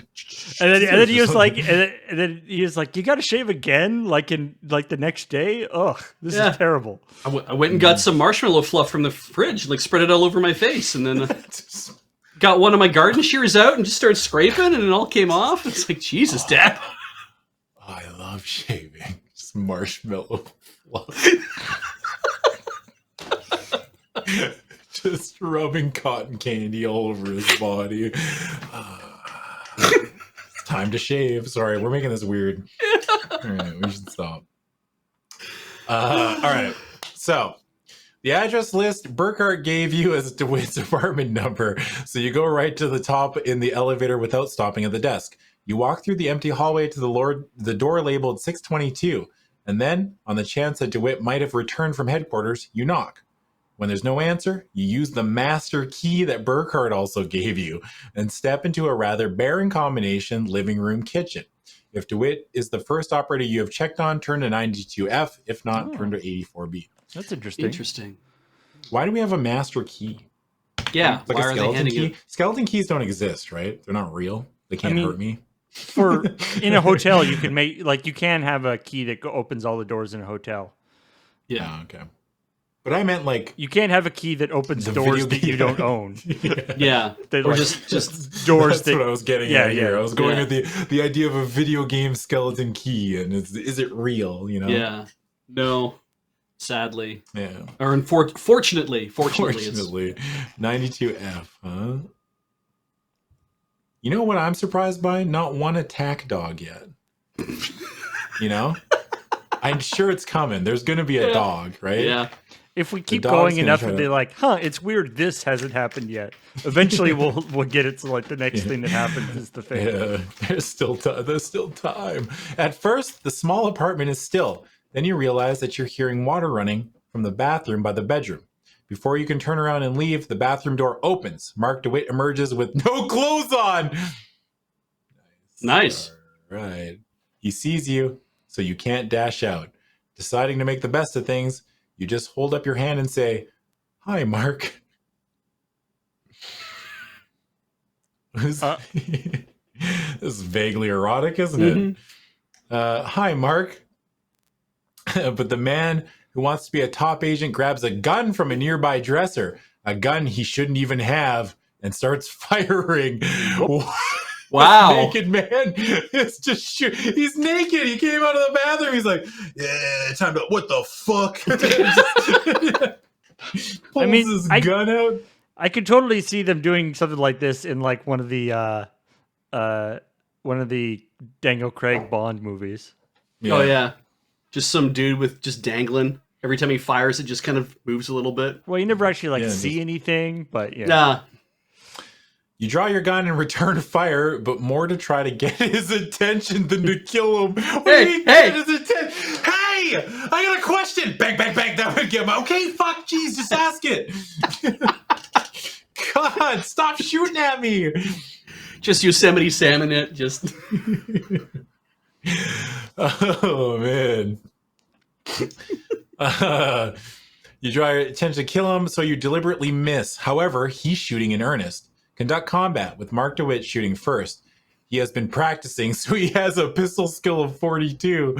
If, after 3 rounds of combat, you are both still alive and shooting, turn ADF. If you have 1, turn to 60. If you have lost by taking full damage to the head, chest, or abdomen, turn to 142D. Wow. All right. Be sure to turn around. Now so he if knows does where shoot he knows where your gun is. Yeah. Shoot. Turn your back to him, so if he does shoot you, he'll shoot you in the wallet. That'll protect you. I thought you were going to say, turn your back to him, so if he shoots you, everyone knows that afterwards you died and he was a coward because he shot you in the back. You know what I mean? Like, yeah, you're like, wow, Adam lost? Yeah, but the bullet was in the back, so obviously he got shot. Well, actually, you'd be called a coward because they could be like, well, Adam was probably running away. Actually, yeah, never mind. All right. Yeah, so should we try this like the way they say to do it? Yeah, we probably should. I don't really want to because I think it's needlessly complicated, but okay. All right. So our gun skill is like 65, right? 61? Your pistol skill is 61. Okay. Can you have that open, Paul? Because I've got to like... Yeah. I guess I can look at like... Yeah, I got it here. A combat cheat sheet? Oh, I've lost completely.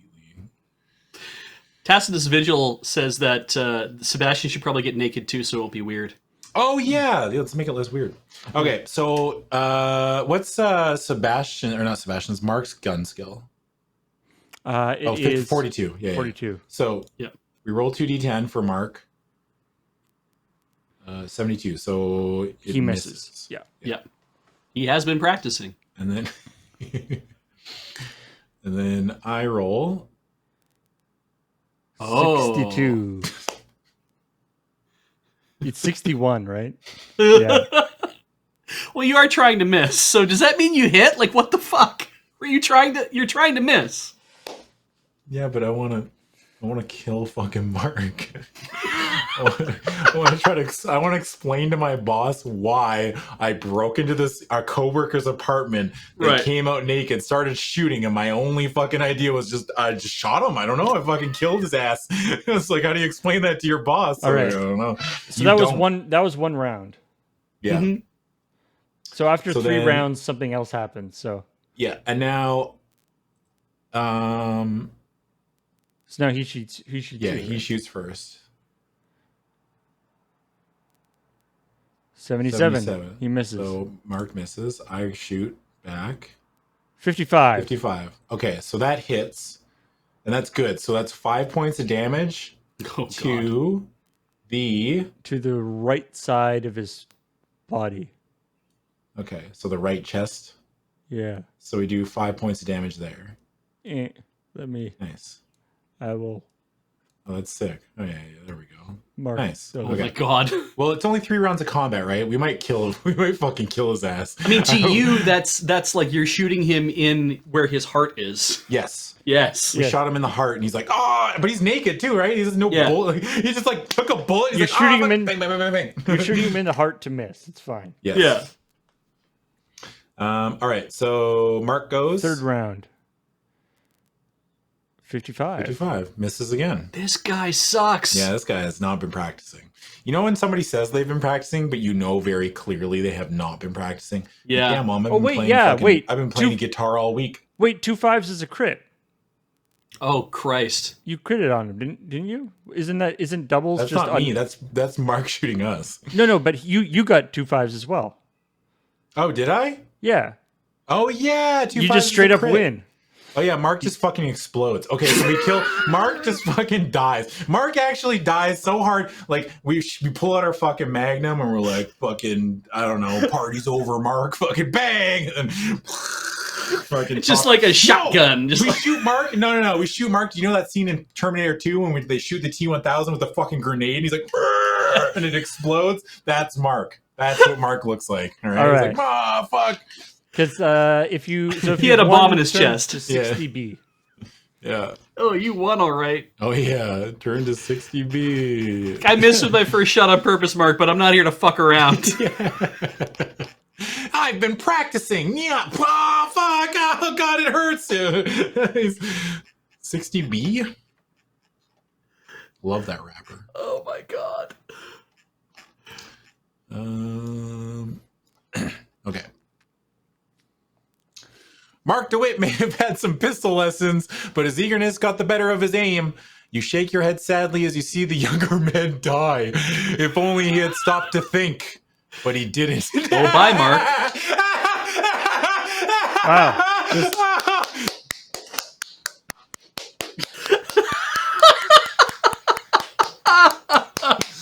All right. Fuck. But he didn't. And now he is dead. You call Aaron Burkhart, and he says he'll arrange for someone to come and secretly take care of the body, setting up a fake death scene that would not implicate anyone in Orion. There are 4 gunshots in this Yeah, isn't the like the? It's like in the apartment above me. Yeah, What a pathetic waste. Damn. just have to kill Well, you- everybody in the like neighboring apartment blocks. Yeah, our boss is completely chill. Yeah, Evening Jimmy. Yeah, it's just John Wick. Holy shit, we're John Wick. Evening Jimmy. While you wait, you take the time to look around at Mark DeWitt's apartment. The reason you came here in the first place. Turn to 96A. So they had a fucking an excerpt for us fucking killing him, calling him useless, and then calling our boss and be like, "Yeah, we shot the temp." And they're like, "Oh, okay, yeah, we'll send someone right over." All right, fucking psychopaths. Yeah, Jesus. He did shoot at you first, like He did shoot for it. It was self-defense, right? and he was nude. Yeah. Don't forget that, Twitch chat. He was nude. That Sorry, is Your Honor. he was in the that's shower. terrifying. You know, it's terrifying when a nude man comes at you with a pistol. Yeah. Don't do that to me. That's don't come by my house and stand outside the window nude with a pistol. That's terrifying. I would argue that we didn't break into the apartment. We had a key. It's true.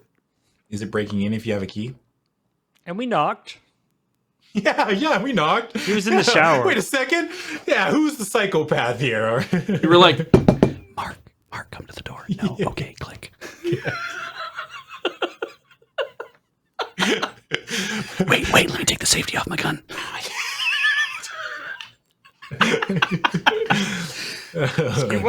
He also wasn't supposed to have a gun. Yeah. Does he shower with the gun? I'm sure he's from America and he's very proud. Like, yeah, fucking TGI Friday. Let's go. He's just showering. Like, oh, man. Okay. Mark DeWitt's apartment consists of 2 narrow rooms plus a small bathroom. The living room, which has a tiny open kitchen at one end, has all the charm of a railway station waiting room. This guy sucks. It's good he's dead. We're just gonna find out how sad this guy's life was. It's kind of a bummer. Man, this book is ruthless. This one's just mean. It's just mean to everybody. The other ones were goofy. It's like you come across a talking porcupine that's like strangely horny, and this one's just like Sebastian fucking Cobb or whatever the fuck his name is actually just a dickhead. Yeah. Like I was sure that was gonna be like you winged him. Now you have to. Oh yeah. Now you have to Yeah. interrogate him. But no. Yeah. No. No. All right. The bedroom is decorated in the unimaginative, simple style of the living room, but has been augmented by DeWitt's personal touches as several bookcases containing primarily spy novels. Also his blood. Also his blood, yeah. It's just kind of all over. All right. So living room, bedroom, bookshelf. Let's check out the bookshelves. 114B. That's a window into people's soul. Yeah. That's you can tell a lot about a person by what books are on their shelves. The bookcases are the only personal furniture in the room. You sit on the floor in front. Wait, so we just sit cross-legged in front In of the this pool of blood. bookshelf and, like... Yeah. The blood's just pouring out towards you. Yeah. You sit on the floor in front of them and leaf at random through the books and magazines stacked in them. Roll 2 dice and add the numbers. Okay. Oh, wrong mouse.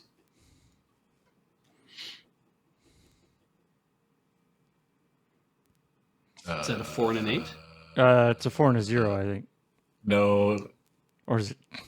it's actually on the edge. It's Oh, like is it? right in between. We gotta roll again, but that's really funny. Right. The That- physics simulation may not be like 100%. All right. That's a 4 and a 0. But it's the other way around. Yeah. Well, I mean, yeah. Wait, sure. no, a 0 is actually a 10 in this Oh, context. right. So it's 14. Is it? I think you're it's right. 10. Yeah. Yeah. So that'd be 14. Because you can't roll it because there's no 0, right? Because if it's Right, 2 to 5, then you can only roll 2 ones. Correct. All right, so 14, 98B. Oh, look, Tom Clancy novel. We're just gonna find like his diary, and he's gonna be talking about What how was much it? he loves. I already stopped paying attention. 98B. 98B? Okay. yeah. Jeez. Man, my tiny lizard brain cannot, my goldfish brain isn't like full effect today. 98B.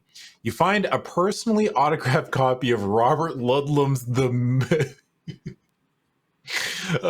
Matarese Circle? Matarese? Yeah. Yeah, DeWitt sure, has it wrapped in plastic, so obviously he values it very highly. You want to roll again, turn to 114B. If not, why would I roll again when I could just select the option that I want? Right? It's like, why roll again? Like, why make And me just roll come again? back to the same book over and over. Yeah. I want to look at that book again, the one that was personally autographed, but is also wrapped in plastic. So I clearly had to unwrap it and take it out of the plastic and then open it to see it was autographed. Valued. Yeah, valued. Mark's fucking dead.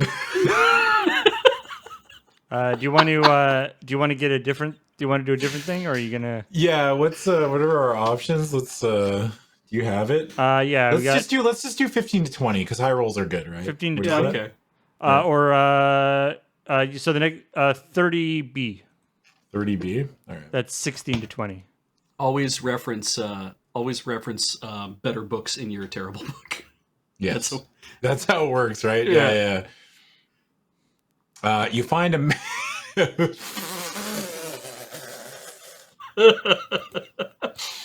You find a manual on handgun use and care with a special section on antique guns. His book learning didn't help him too much. Yeah.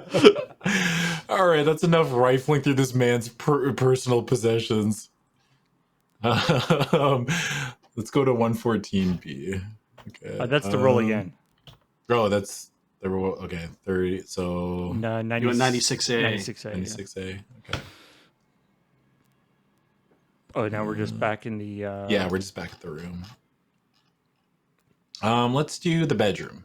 That's the window into the soul, right? 57B. Yeah. You can tell a lot about a person by looking in their bedroom. Yeah.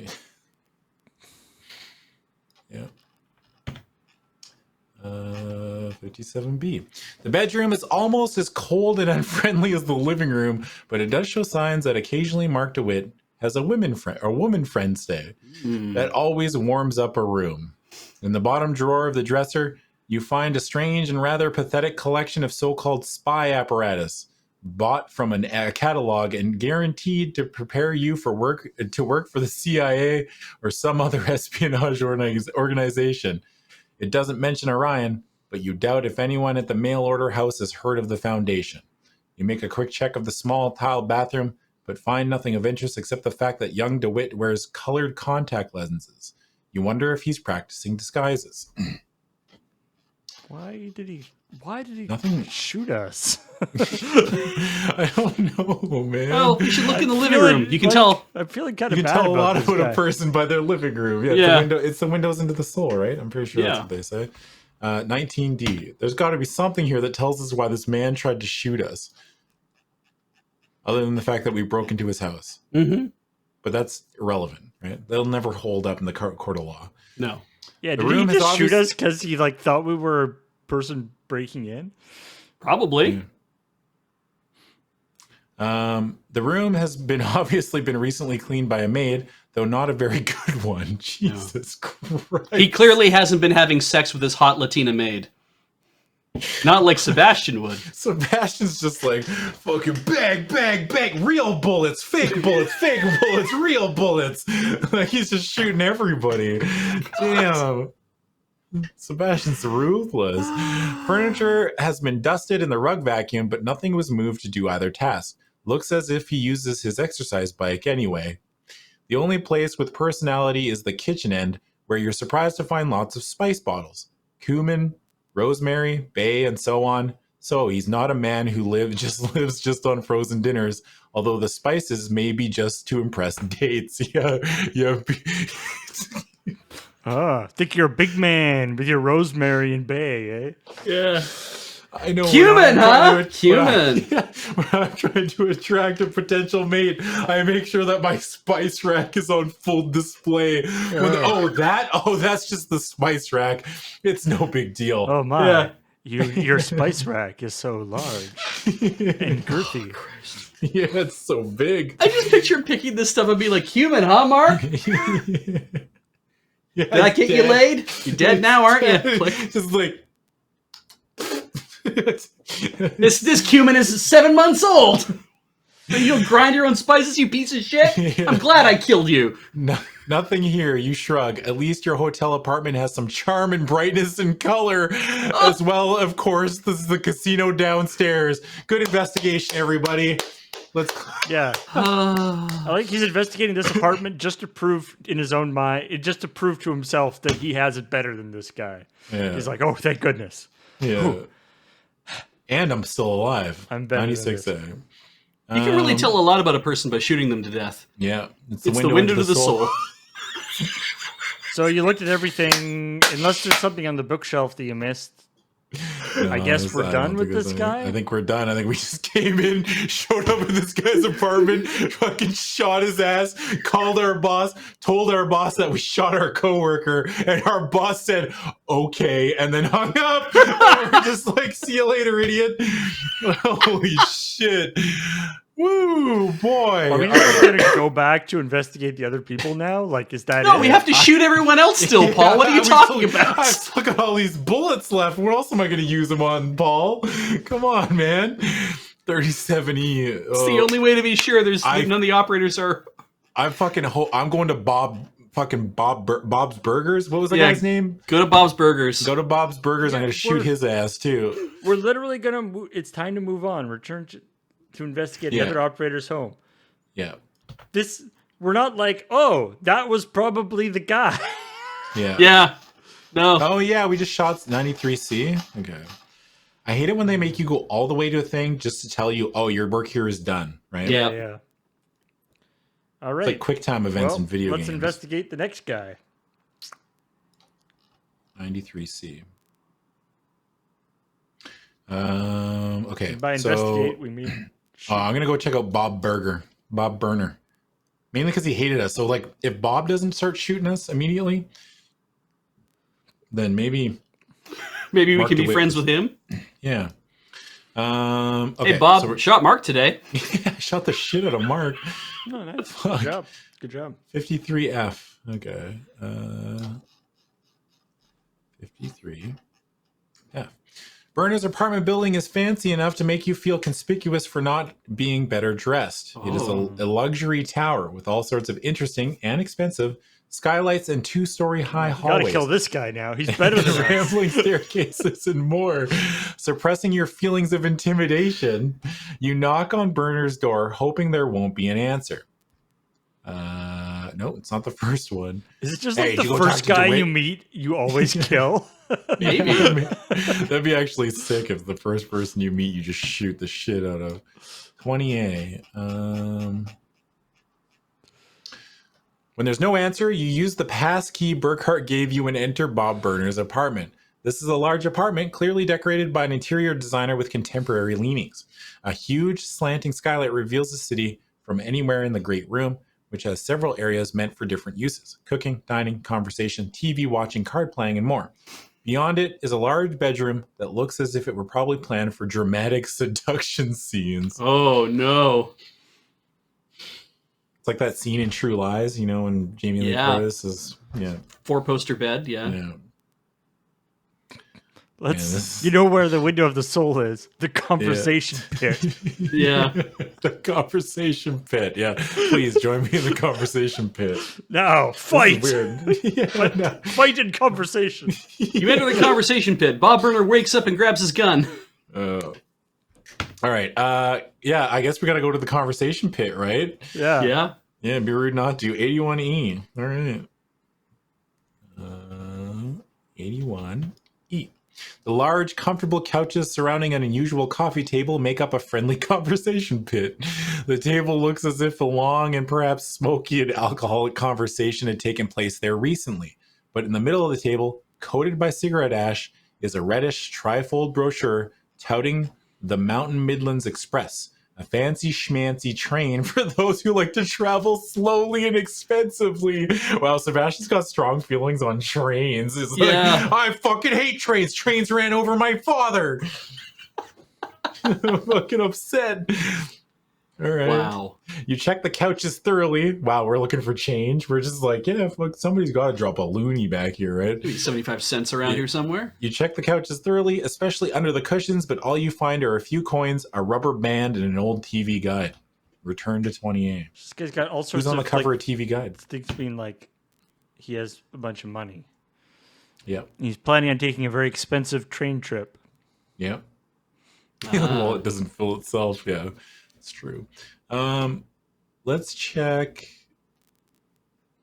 Oh, these feel like all useless, but I gotta do it. Dining area is close. Let's go check out the dining area. 17D. I like that you're making decisions based on where it is in the How book. far I have to go? Yeah. Like, oh, I don't want to turn Paul. pages. Well, I gotta scroll, right?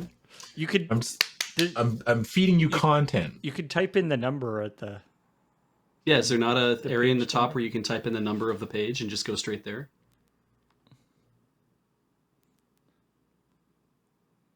As you approach the dining table, your eye is caught by something rather unusual on the table.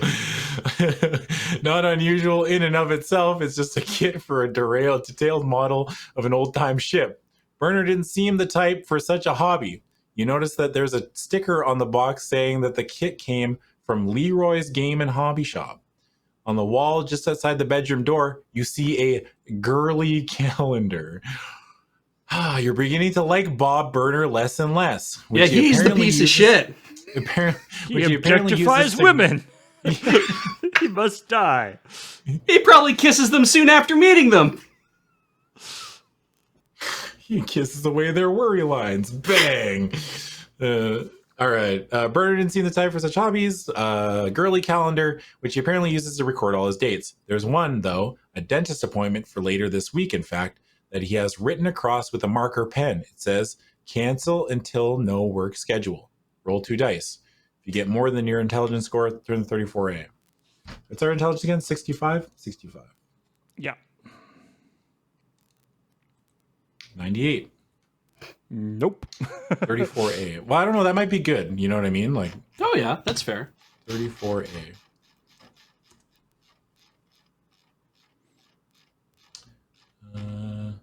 You'll flip through the calendar, noting nothing more of interest, and then return to your study of the room. You thoroughly investigate the calendar. Yeah. Yep. Just got to make sure that there's no. Sure. Oh, Everything's are there any all other things? hunky dory. I better go check the other. Yeah. Let's check out the kitchen. 92. Did we check out the kitchen already? I don't think we did. Nope. No, 92A. All right. I can do this. Can I like... So how do I can't like hit the number? There might be a field near the top of the PDF reader where you can actually enter what page it is that you're currently on and change it to something else. Sure can. Nice. Done like 6 of these, by the way. Let's not talk about that. Just trying to help. Yeah, I know. Within minutes, you become convinced that Bob Burner never cooks meals in his apartment. He might be able to put together an emergency shrimp cocktail with all the ingredients in his refrigerator, but that would be all. Lots of things to drink, though. Otherwise, nothing of interest. Well, at least we haven't shot somebody yet. It's true. No spice rack. I do No like spice how in it. Twitch chat, somebody in Twitch chat did decide that a girly calendar would be one full of pictures of horses. Oh yeah. Yeah. Oh okay. Yeah. I like that. I like that way more. Yeah. Let's do bedroom. That's the window to the soul. 68C. You can learn a lot about a person by going to 68C. Or whatever it was. It almost embarrasses you, yes, you, Sebastian Cord, to walk into Bob Burner's bedroom. It reminds you of an old Doris Day Rock Hudson comedy called Pillow Talk, in which an angry interior decorator, Doris, turned Rock's apartment into the epitome of an oversexed teenage boy's secret fantasies. As you move around, you make an effort not to notice yourself in the mirrored ceiling. How old are we? I don't know. All right, roll that die, I guess. All right, roll one die. 9. Sorry, I'm 110B. distracted by doing Google image search for Pillow Talk with Rock Hudson. Good. 110B. Fuck. You find nothing of interest except some pornography you rather wish you hadn't seen. Pornography. Okay. Porn's always funny. We should put a porn reference in. Yeah. Porn will really make the kids laugh. I don't think we're gonna find anything here, but now I'm so far deep that I need to get something out of this. Agreed. 82F. Let's go to the card table.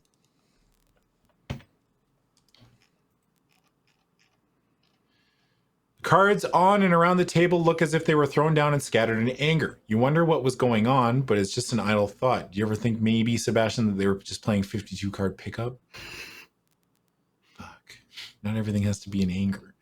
Because you can't imagine how a card game ending in anger could be relevant to your work. Yep. Yeah. We all know nobody has ever been killed because of a card game. Yeah. But did we go to the TV area? Is that the only one left now? That's the only one that's left, yeah. All right. Yeah, TV area, 90F.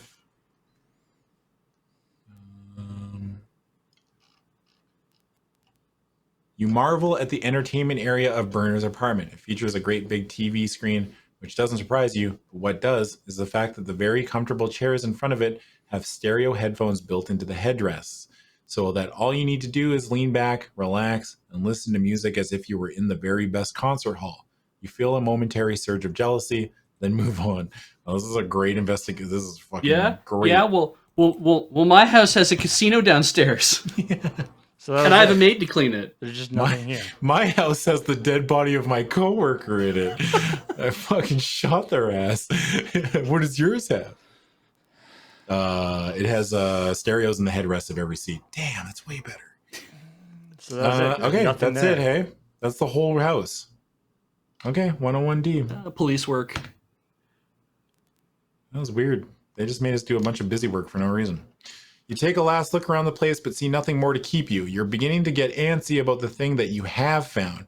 They need looking into, so you rush back to the headquarters. If you want to check into the brochure you found, turn to 141A. If you need to get a chemist to analyze something, turn to 100C. Well, we don't. We have the brochure, right? We do have we do have a brochure. Yeah. Okay. So we can't do the other thing. So let's go to 141A. Why? We should probably take a break, though. Yes, we should run ads before we rush off to analyze this brochure. All right. right. Be back in just a few minutes. Yeah.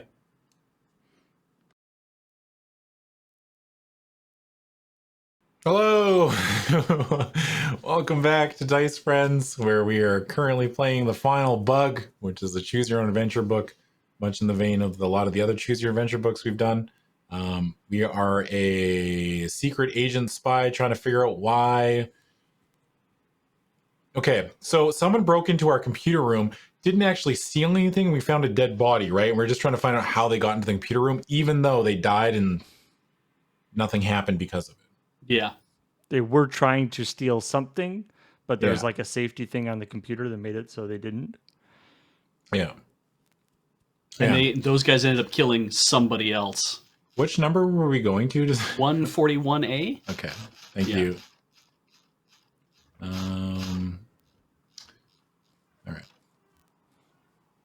Yeah. So we went to one of our coworkers' apartments. They came out of the bathroom naked, shot at us, and then we killed them. And then we searched through the whole apartment, didn't find anything. Went to our other coworker, found a brochure about a train, which we made a very strong point of saying they're slow and expensive and stupid. So, yeah. And now we're bringing our boss like, what'd you find? Just this. That's all? Just the brochure. You talk to Burkhardt about the Mountain Midlands Express. He bypasses the computer operator on duty and takes you into the computer room. You watch as this Orion administrator shows off his own skill with the machine. Within seconds, you're seeing on the monitor Mountain Midlands Express, small luxury railway operating in western U.S. Maybe a web cover and transport operation. Okay, now you've got at least a little evidence linking Denver's problems to web.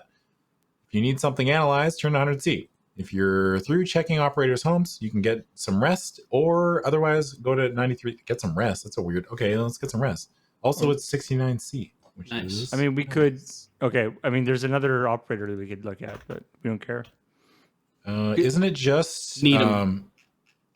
Our choices were to go see Brittany's house while she's under under like seclusion, or her personal life, and then also to go see Foster Needham. I guarantee you that situation will not end well for anyone if we go to Brittany's house and go through her personal belongings. Or find out that there's a guy staying here. I found a discarded condom wrapper. She's a harlot. Turns out she was like totally going steady with the guy you killed. Oh God. Oh no. Yeah, that would be.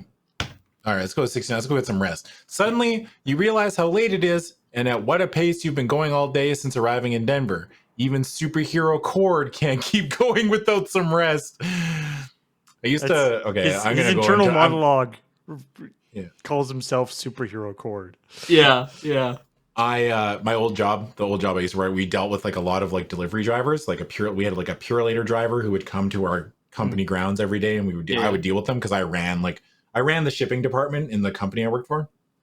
And this delivery driver, every Monday, he would come in and he would deliver like at the end of the day on Monday, and I would like, hey Mike, how you doing? And he's like, or how was your week? Did you have a good weekend? That's what I would say. Mike, did you have a good weekend? Every time without fail. Would have killed a mortal man. Like, all right, Mike, yeah. Very cool. Yeah, you're very strong and tough, and you have a motorbike. It's just a weird flex.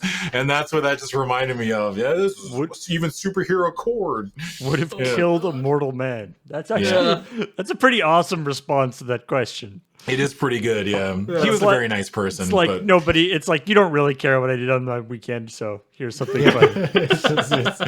Yeah, would have killed a mortal man. All right. Aaron Burkhardt grudgingly lets you use one of the small bedrooms that are spaced around. Yeah, you let me, an employee, begrudgingly, who was very much working on sleep deprivation. Oh, I guess you can use one of the small bedrooms. All right, fuck, Jesus. Look, I barely slept. I shot a guy. I need to lay down. Yeah. It's been a long day. I can't wait till I go to Graham one day. Like, Graham, I shot somebody today. He's like, that's fucking wild. What happened? I'm like, yeah. Can I have today off? He's like, no, absolutely not. Get back in the fucking streaming office. What do you think this is? A charity? When you're done, you can go lay down on the bed if you want. But... Yeah, the cot. You can go to the prop room and lay down on the bed. Yeah. Like, absolutely get back to streaming, monkey. Yeah. All right. For use of employees involved in crises, and you quickly fall asleep. Your mind is churning with the possibilities for tomorrow, and that will soon be enough. Turn to 10C. I like the idea that they have like a special suite. It's like, oh, you want the shot a coworker suite? Yeah. Yeah, I can't rest in here. Yeah. Oh, you're sleeping in the wrong place. Yeah. Your mind is churned enough during sleep to make you decide, upon waking, that you want to observe the male operators outside of work and see if they do anything that will cancel or reinforce your suspicion. After a tasteless vending machine breakfast. The good news we is just ate some fucking Doritos and a pack of Skittles, and we're like, all right, let's get this day started. Hop in our rental Firebird. Mm-hmm. Smooth back my mullet, comb my beard. Mm-hmm. You call Burkhardt. If you're waiting for a chemical analysis test, turn to 69D. Nice. If not, turn to 54D. They're really pushing that. I really wish we had something to chemically analyze because apparently Right? it's a big deal. 54D. We don't. Where's that guy again? Hell yeah. Before deciding which computer operator you're going to follow, you call Aaron Burkhart to find out if anything significant has happened during the night. He grumbles something about people who get to sleep at night while he's sitting in on conferences to determine the Orion Center's response to the threat to their computer information. You listen a few minutes, then quietly interject, "Bye, Aaron. See you later," and hang up. All right. If you You're want to boring. This is boring. Click. Wait a second. If you want to follow Bob Burner, turn to 84E, Mark DeWitt, 22C, Foster Needham. Oh, we never went and talked to Foster. Yeah. Mark DeWitt will be easy to follow anyway. Yeah. Just go to the morgue. What's he up to? Yeah. Still dead. Still dead. Should we follow Foster even though we haven't done anything with him? Yeah, maybe. Yeah, sure. What's the worst that could happen? 30A. I mean, we do have slim evidence that Bob Burner might be involved in something, but I mean, a brochure doesn't tell us anything. I think we and broke to the be game. fair, Foster Needham looked like he had given up on life, so he's got to be easy to follow, right? he's Yeah. also your buddy. He's not going to care. I think we broke the game. But more importantly, it looks like he's given up on life, Paul. Mm-hmm. Right? He's going to try less hard. Okay. Whereas Bob Burner has all this stuff to live for, right? Yeah. Gambling and Fancy trains. yeah, nice calendars And pornography. and pornography. I bet you Needham doesn't have pornography. Yeah. If you went to Needham's place first yesterday, turn to 59C. If you went there later, turn to 154D. I didn't go there at all. Oh, Mhm. 154D it maybe is. we were supposed to have gone there. Yeah, well, Was that? you know If what? you didn't- Maybe it was. I don't know. Did that say like do all of these and then go on? No. No. I guess we'll find out, won't we? 154D. Ooh, Oh, sweet car. wait. Hold Yep. up. I think Okay, we were gotta supposed to. We have to go back to where was the thing with Whoops. Needham? Needham's dead. Needham's dead. We don't know Needham's dead. Does anybody remember which number it was? Oh no! This is why I said I think we broke the game. Yeah. They didn't have a Needham's path dead. back. I can't remember. Was it like 92C or some shit? That sounds so familiar. So what we're finding out here, though, I can surmise that if you go to see DeWitt first, you kill him, and if you go Yeah. to see this guy second, he's dead. Okay, let's backtrack. So I found that we're in Bob Burner's apartment. Yeah. So if you go back to 20A, right? Yeah. And then we can loop our way back to going after Needham. I don't know if we can. If you're ready to leave, turn to 101D. 101D. And then if we go to 101D.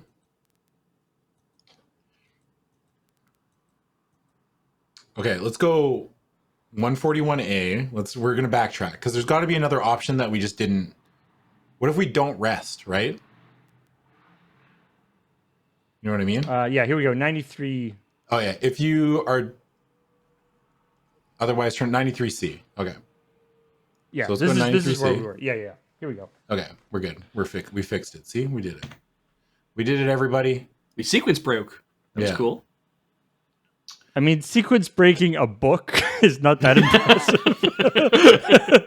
Okay, so we can't see Needham at work because we didn't go see Needham first.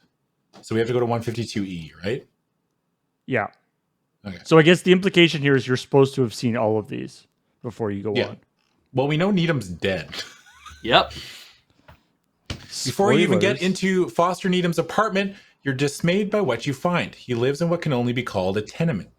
As you walk up to the third floor, you're almost overcome by the smell of garbage and urine, indicating that people here stopped caring long ago. From what you remember of sartorially elegant, even dapper Foster Needham, you can't believe he stopped caring. When you reach the door with his apartment number tacked on, you knock but get no answer. Knocking. Wow, we knocked twice for Foster? Fuck, we didn't give anybody else that courtesy. Nope. He was like your buddy from way back. For your Mhm. buddy, you knock twice before Two you knocks. enter and kill him. Everybody gets two dogs. Knocking again, you discover that the door is unlocked, even open slightly. You listen, and hearing nothing, you walk in. 6080.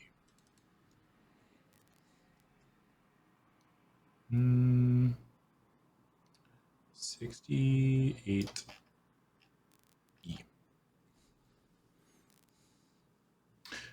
All you see before your eyes is legs, human legs in well-creased pants dangling from the high ceiling. Foster Needham finished his last shift as an Orion computer operator and came home and took his own life. Holy crap. Jesus fucking Christ. You shut your eyes, hoping to free your brain of the vision before you, but it does no good. Your first thought is that Foster committed suicide from guilt over the affair in the computer room in the headquarters, that he must have arranged for the man to get into the computer room. But as you explore the room, deliberately keeping your eyes off the corpse, you see that Needham had been living a desperately poor, unhappy life, apparently for a long time. In the pockets of his clothes, you find numberless torn up parimutuel tickets. What's a parimutuel ticket? Probably like a lottery style thing. Oh, he's been gambling compulsively on the horses for a long time and obviously never won. Okay. Satisfied that his suicide had nothing to do with Orion. Sometimes people just, yeah. Wow. You quietly leave the building. You phone Burkhart, knowing that it'll have the whole thing taken care of in a way that won't bring the Orion Foundation to the public's attention. You still got other things to do. Oh, that was great. DC. Wow, that's fucked up. Jesus Christ, what is this fucking book, man? We're gonna yeah. So before you got here, one guy had died. Yeah. You've begun investigating this. There are now 4 people dead. Yes. One of which you killed. Yes. To be fair, he shot at me first. Yep. All right. Well, I'm glad we went. Okay, so clearly following him was not important. So we literally, there's only one guy alive to follow. Mm-hmm. We probably could have saved him, maybe, if we'd gone there first. I don't know. Do we want to check out? I guess we have to check out Brittany's apartment, right? I think so. Yeah, Yeah. let's do that. Like we're kind of just 118A. Yeah. We have to do this. This is not going to end well. Oh, someone's going to say something shitty. And by someone, I mean Sebastian's going to say something shitty. Since Brittany herself gave you the key to her place, you have no problem getting into the beautiful old brownstone house where she has the top floor. As you climb the stairs behind Britt's front door, you find yourself wondering who else has the key to her house. None of your business, Cord, you remind yourself. I'll kiss it out of her later. You know that Brittany doesn't like little closed spaces, but even so, you're surprised when you step into a huge room that is really a whole apartment in one. It's decorated in a traditional and pretty expensive way that makes it homey and luxurious all at once. As you sketch, you find yourself wondering if you can somehow have your suite at the Atlantic City Hotel redone like this room. Open concept. I don't think we're gonna find any. I really don't. Okay, 86B. Let's check out the bedroom. Not that it's like we're not gonna find anything, and it's just gonna fucking be some shitty thing.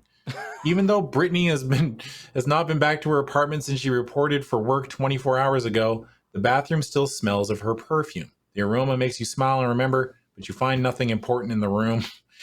Thanks, game. All right, I'm out of here. I'm done with this investigative. What? So what were you doing in the room? Just sniffing. Just sniffing. Smelling. All right, this is the last one. Let's go to 69C. All right. Okay. We're not going to find out anything, I guarantee you. I mean, wait, just one sec. What about if there's like something with, can we go look at her coffee or something? Oh, yeah, you're right. 118, it was 118A, right? Yeah. Kitchen, I guess, 117B. Oh, it's right next door. Nice. Brittany's kitchen is very compact and easily disguised with elegant tapestry panels that stand to one side. You suspect that she rarely has more than breakfast or midnight snacks in this kitchen. As you rummage around in the small cupboards, you see several partially used small, square, white bottles of sugar substitute. Brittany must use it all the time and want to make sure that she has enough on hand. If you and Brittany had a discussion about sugar substitute, turn to 148. Did we? We technically did, right? Yeah, it did come up. We saw her put it in. But we didn't say anything about having a... Wait, didn't she say something about She said something about This grabbing is the my coffee. snacking kitchen. Oh yeah, I only eat breakfast and small snacks in this kitchen. yeah, it was- the fuck do you want? It was probably that one where we had to make an intelligence roll and we failed it. Oh yeah, we didn't talk about it. Okay, we got to play by the rules. Twitch chat. Yep. 26B. There's rules. Okay, Welp. we'll never find out because I can't wait to come back to this one. You learn nothing more from Brittany's kitchen, or indeed her whole apartment. If you need to investigate Bob Burnham's place, nope. Okay, 69C. Now we're going to blah, no, we're going blah. to bed, and then okay. So now we're the next Yeah. day. 10C. Yeah, we aren't waiting for a chemical analysis. Nope. So we go to 54D. 54D. Why don't I just do this? So much faster. Okay, so there's literally only one of these guys alive. Yeah, the only person who's alive is Bob Burner, right? Yeah. Yeah. That's weird they give you, like, maybe we could have saved Foster's life if we went and saw Foster first, I guess. you know? Yeah. Because Foster was at work, right? Yeah. And maybe we could have not shot DeWitt. Shot the fuck out of DeWitt, yeah. Anyway, let's follow Bob Burner, 84E. All right. I mean, you are narrowing down your suspect list, I guess. Yep. Very rapidly, yeah. Oh, excuse me. You're outside Burner's apartment when he comes out late Tuesday morning. He couldn't have had much sleep, if any, but he looks completely fresh and eager to go wherever it is you're following him to. Cocaine's a hell of a drug, baby. Let's go. Production. You're convinced that Burner is the culprit. He lives too high on the hog with little apparent income. There are too many questions about him that can't be answered in some other way as they can with Foster Needham. Burner pulls out in a highly polished black Trans Am, which you drive smoothly and with apparent joy.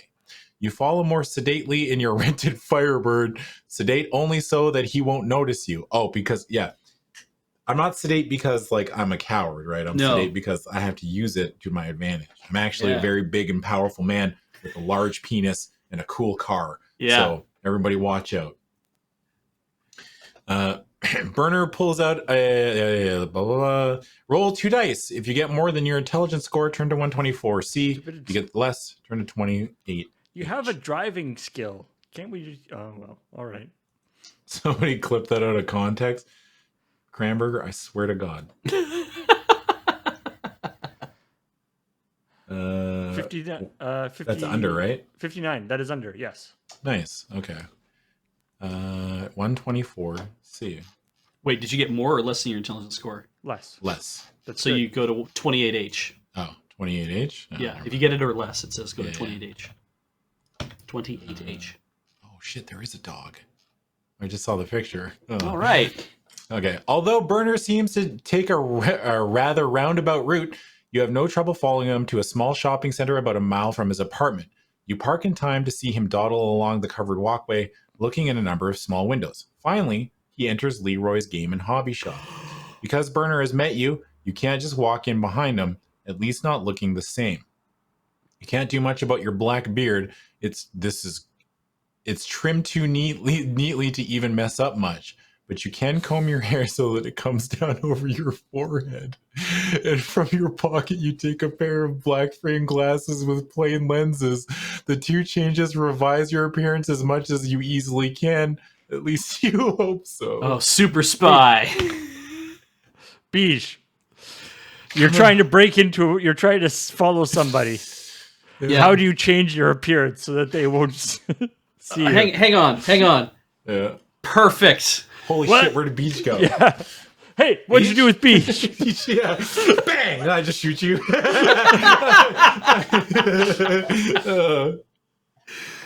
Oh, God. What happened to Beach? All right, 32A. Something's bound to happen in this book now, right? Yeah. Everyone else is dead. That's got to be something. Everyone else is fucking. You watch from outside as you see Burner go up to the desk in the center and talk to the fat man working there. The fat man gestures towards the far side of the store, and you see Burner head in that direction. When he has disappeared behind the shelves, you open the door and go in. You meander towards the opposite side of the store and find yourself among some box games and books you don't recognize. As you're staring at them, you hear the fat man's chair scrape back on the tile floor, and he appears around the end of the row of shelves you're studying.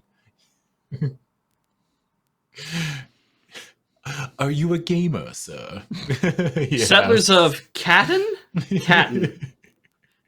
Oh yeah, if you're a gamer, name 3 games. I need to snipping tool this out as a reaction image for people. That is so good. You a gamer, sir? You panic slightly, not knowing what the man means. Sorry, I have sex.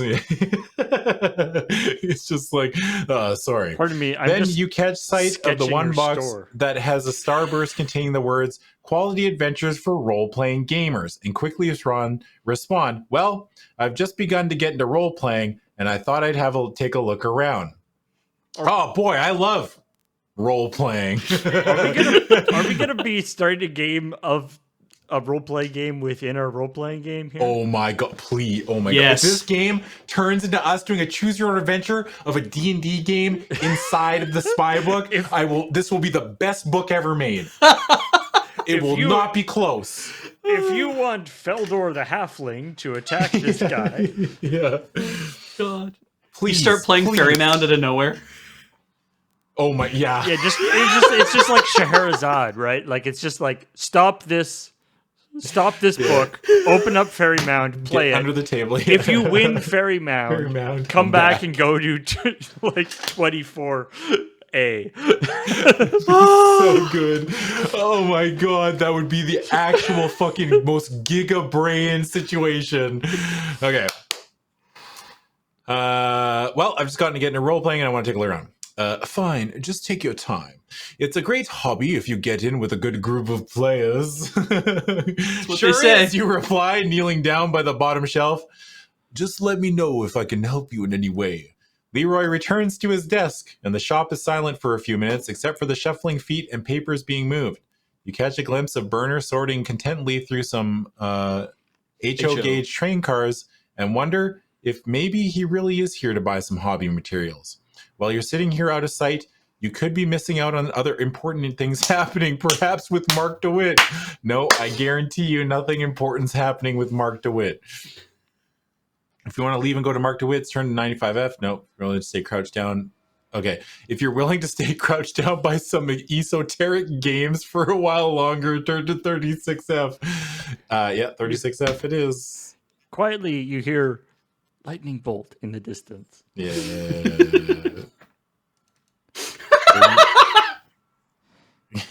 I got there ahead of you. 36F? Yep. Yeah. You've just about decided that you'd like to be a magic user in a rousing AD&D adventure. Registered trademark.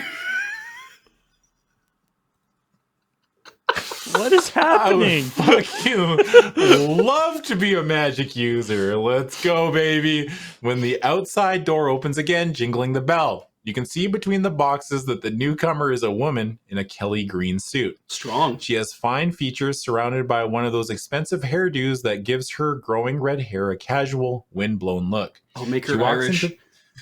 She walks into the place with a confidence that you've often noted in beautiful women. You also get the feeling that the shop has been waiting just for her. "Hello, Leroy," she says to the fat merchant. "Milady." I was really hoping her name was Leroy. Yeah. Milady. "Milady Alita."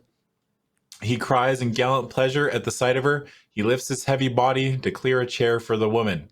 She tugs at her straight skirt in a mock curtsy and says, "Thank you, kind sir, but I cannot be staying long today. I just need to check those orders for the special metal miniatures we've been discussing." She plays Warhammer! Yeah. Let's fucking go! Yeah! You got my minis in, fucking Leroy? Nah, they're late. I better fucking come here tomorrow at 2 p.m. and those minis better be on that fucking desk or you're not getting shit. Yeah, nothing's cuter than pewter, Leroy. Yeah. She's got expensive clothes and hairdos and expensive hairdo and stuff. So, I mean, clearly she can afford to play Warhammer. Yeah. All right. All right, Alita. I'm going to say Alita. Alita, the papers are in the back room. He rises and signals for her to precede him through a door at the far end of the shop. There's silence for a moment. Then you see Bob Burner rise from where he was studying bottles of paint for plastic model kits, and he follows the pair through the back door. So, you made the right choice. Obviously, Burner is engaged in something secret, something that requires clandestine meeting. Please, God, let them just be playing Warhammer. Yeah. I want to kick open that door, like, freeze, criminal, and they're just like, got their rulers out there. And you're just like, measuring. well, Yeah. I guess I kill you all. So anyway, I started blasting. Watch out, he's got a ruler. You made the right choice. Clandestine meetings. You wish you dared to try to listen to the door. Perhaps you should. If you want to go to the door to listen, turn to 142I. If you think you're better to stay where you are, I'm going to listen. What? Yeah. 142I. You almost never get an eye. Like, if you really want to just work on this whole D&D character you've been coming up with. Okay. Making sure no one is about to enter the shop, you creep up to the door at the back. The door opens outward, and you're able to pull it slightly ajar to hear what is going on behind it. Burner's voice is saying, changing the bottle. I gather it worked easily, and just as you said it would. The woman responds with, of course. Now, do you know what Lorende looked like and took care of before he died? No. There's a close eye being kept on the computer, so I haven't been able to determine what changes were made. Things should ease up in a few days, and I'll be able to let you know. It'll have to wait until I'm through at the lab at Moreland. I'm returning there in a few minutes to be sure the work is done, but I sure wish we could be sure that all references to the project were out of Orion's computer. Well, you did your job.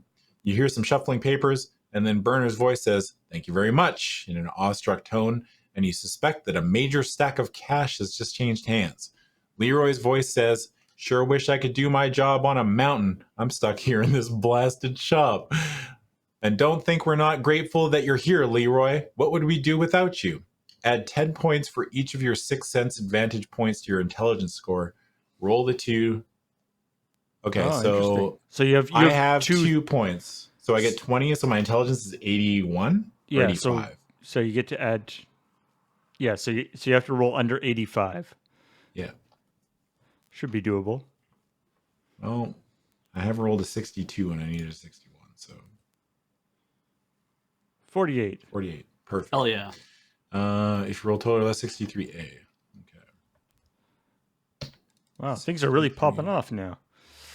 Yeah, things are actually happening. This is actually incredible. The whole this criminal ring being done out of the back of a game shop. Of Yellow Jacket. it just adds running a. I guess this doesn't help anyone that doesn't know, but we have a local game shop called Yellow Jacket. Just the guy running it, I can't picture him being a criminal mastermind. That's what's so brilliant. Yeah, that's true.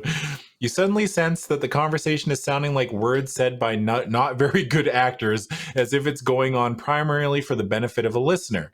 You leap over to the role-playing games just as the door slams backward, banging against the door. If you had still been there, you would have received all the power in Fat Leroy's fists. Shopkeeper pretends he has something to do at his desk, then he returns to the back room. As the door closes, you hear him say, "Guess I was wrong. You remain where you are." And in a few minutes, the threesome comes back out into the shop. Turn to 57A. Wow. We dodged a bullet. 6 cents there. Mm-hmm. Burner pays for a small box of paints, shakes hands with the woman named Aleta, and departs, leaving Leroy and the woman talking. If you want to follow Burner, turn to 121D. If you think you'd better stay, turn to 135F. My gut just says to stay. Yeah? But what's following Burner? Because the woman is the guy who paid off Burner. Is the one who paid off Burner. Yeah. Right? So like We have Burner's to follow job is Burner. done. But we have to follow Burner. Burner's our only link, right?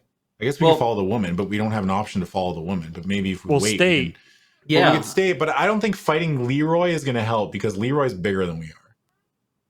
I mean, you might not have to fight anybody, though, right? Like, you might just be waiting to see where she goes. Somebody. You want to fight somebody? No, I guarantee you we're going to have to fight somebody. Look, Beej. There's only one way these books end. I have a gun. That doesn't mean anything. Yeah, the woman is staying too. So I think stay. You think stay? All right. I'm going down Okay. on stay. You'll Right. always be able to find Burner in the future, I What guess. number Maybe. were we at? Like, you know where he lives. It's true, I do. And his part is done now too, right? Like, he got paid off. I like how we're She's trying to apply. higher up the food chain than he is.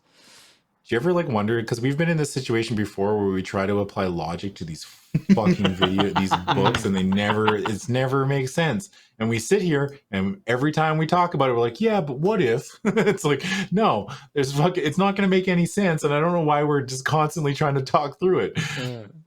What was it? 135 F. F? Okay. The woman preparing to leave says, send Lorendi's wife some flowers, then do what you can about getting someone else in there.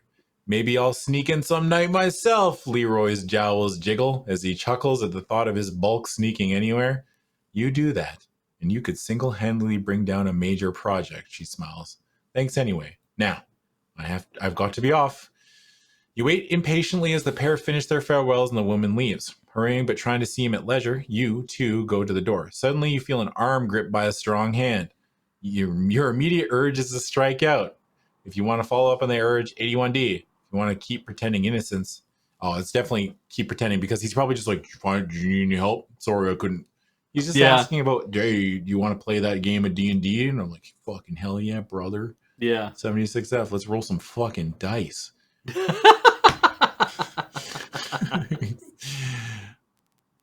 Yeah. You turn toward Leroy, a quizzical smile on your face. Couldn't find anything? The big man leans horribly close to you, and you can smell the garlic from his breakfast omelet. Hold up, why do we know it's a breakfast omelet? That's a weirdly specific thing to say. What if it's like leftover pasta from last night? Yeah, it's weird. What if he's enjoying his own like terrible Denver enchiladas? Yeah.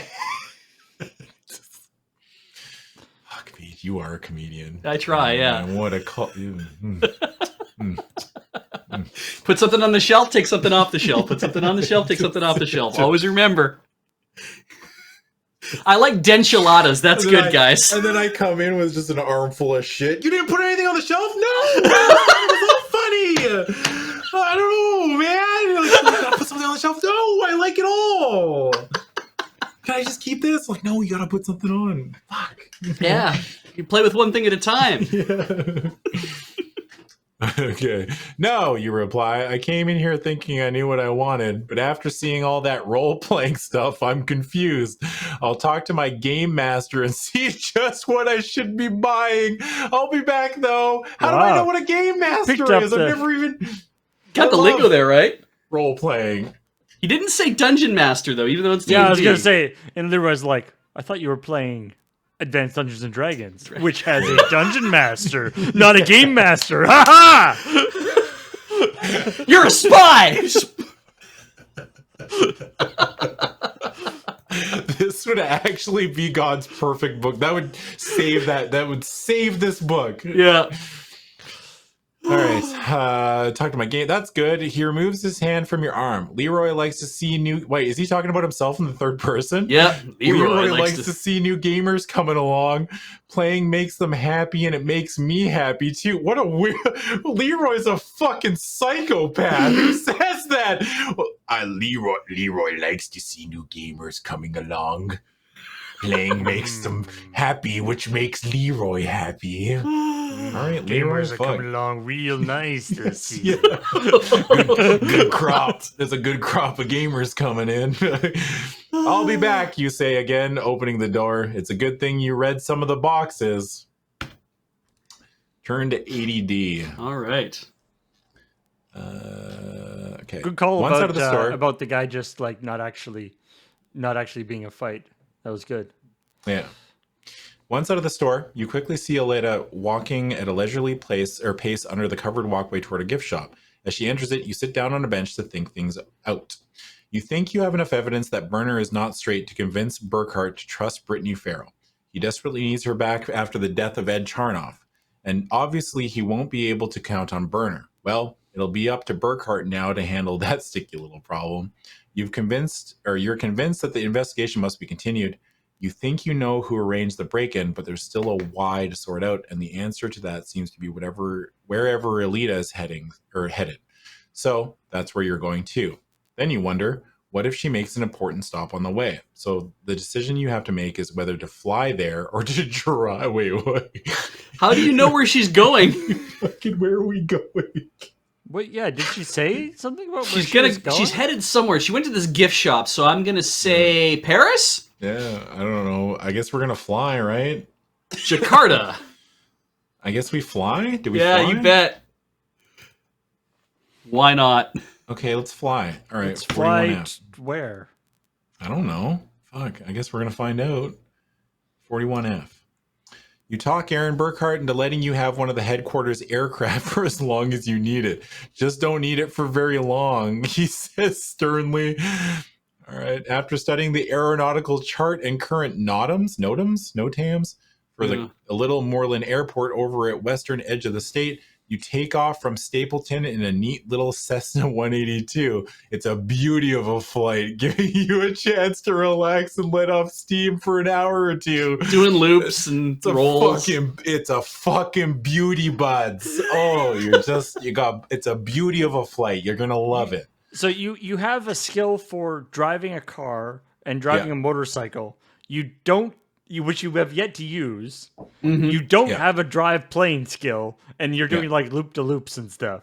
Oh yeah, it's pilot. a beauty of a flight. Please say pilot. Drive plane. Oh God. You're driving a plane. Yeah. I'm with Paul on this one. As you come in over the moorland area, you take time to fly around studying the terrain. Yeah, we've got to make sure that we have every bit of this terrain tracked, so when we see our prey, we can find it efficiently. It's like she's like, why is there a plane flying around? I'm mapping. Oh man, just to the east of town you see a peak that has been cleared at the top to make room for a largish low building. You can see a very winding narrow road snaking through the forest leading up to the clearing. As you close your flight plan at the airport, you casually ask about what you have just seen. I understand it's a biology laboratory of some sort, replies the man at the desk, but they don't let anybody up there to find out. Friend of mine said he heard shooting a few weeks ago. Great, you think. You pick a nice dark car from the rental car agency, another Firebird, so that you won't have to get used to a different car. Oh my God. Yeah. all those exotic GM vehicles. Who's this guy who keeps showing up in the corner of Definitely not a 1980s parts bin disaster. Holy shit. Hey, look, my southern accent is probably the best accent I've done on this show ever. Don't take this away from me, okay, Twitch? I'm trying very hard. Just know that anytime you see me on camera, I'm giving 100%. And sometimes if you think that's not good enough, just know that that's my best, okay? That is the best I can do.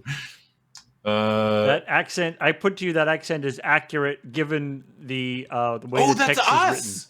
That's us! That's supposed to be us? That's us! That's our beard! We have a beard! That's true. Maybe that is us. Wow. Huh. Yeah. Wow, we suck, man. We do look like fucking Rip Torn. Yeah, like, it's like Rip Torn or like wide Jonathan Frakes. Very wide Jonathan Frakes. Like if it was Jonathan Frakes and MODOK had a kid. Yes, yeah. What if Jonathan Frakes and MODOK fucked? Yeah, you know how it is. I give you Exhibit A. Evolution gone wrong, gentlemen. What do we do? We kill it. All right. Okay, go to pick up nice dark Firebirds, so you don't have to get used to a different car, and pick up some maps. Before you make your way to the mountain you saw from the air, you eat a leisurely and satisfying meal of succulent rack of lamb, knowing it might be many hours before you get to eat again. Ribs! Before you know what I like to do before I go sneaking into a crime installation? I just love eating a fucking rack of lamb. I shall indulge myself with spiced meats.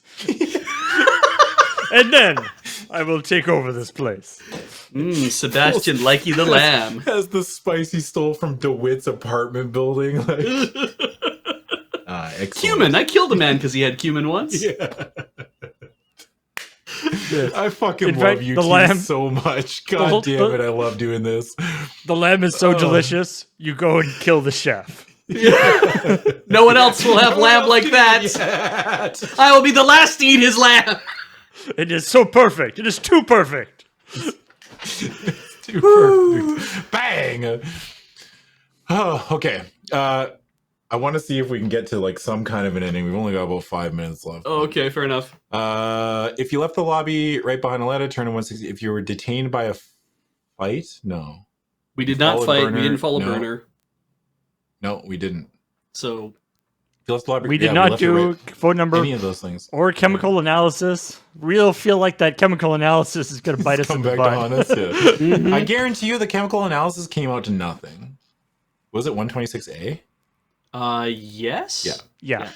Not wanting to announce your arrival on the mountain, you turn your lights off and find a fairly clear spot where you can pull your Firebird off the road. Car. You check that your Mauser is secure in a Gun. shoulder holster under your dark sweater. You're fucking killing me, Beej. Just It's like just 8 o'clock. you check your Piaget watch. I'm making this real easy, everybody. We could have just written that; it would have been fine.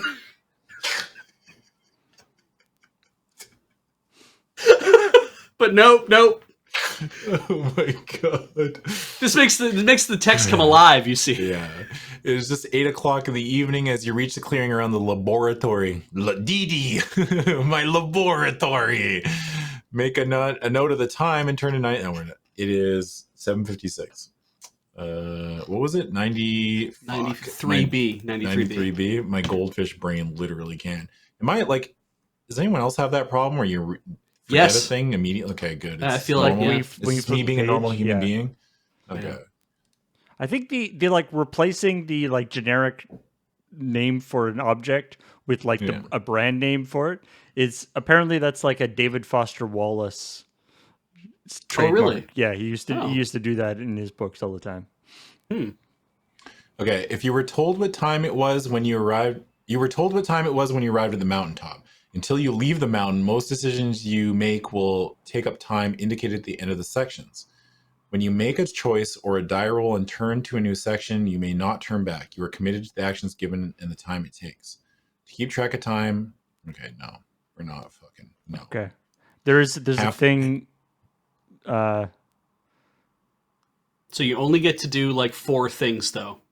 So Okay, Yeah. so we'll just make 4 choices, basically. laboratory Ultimately, I think, mountaintop laboratory chart. Okay, keep track of time. From the pocket in the back cover, first line of arrive as you take hey. actions, investigate, hide, whatever, cross Check off it out. time. Here's the Mountain Midland Express. Oh, neat. It's like an Boudoir actual car. pamphlet. There's a boudoir car. Yeah. So life goes 54F.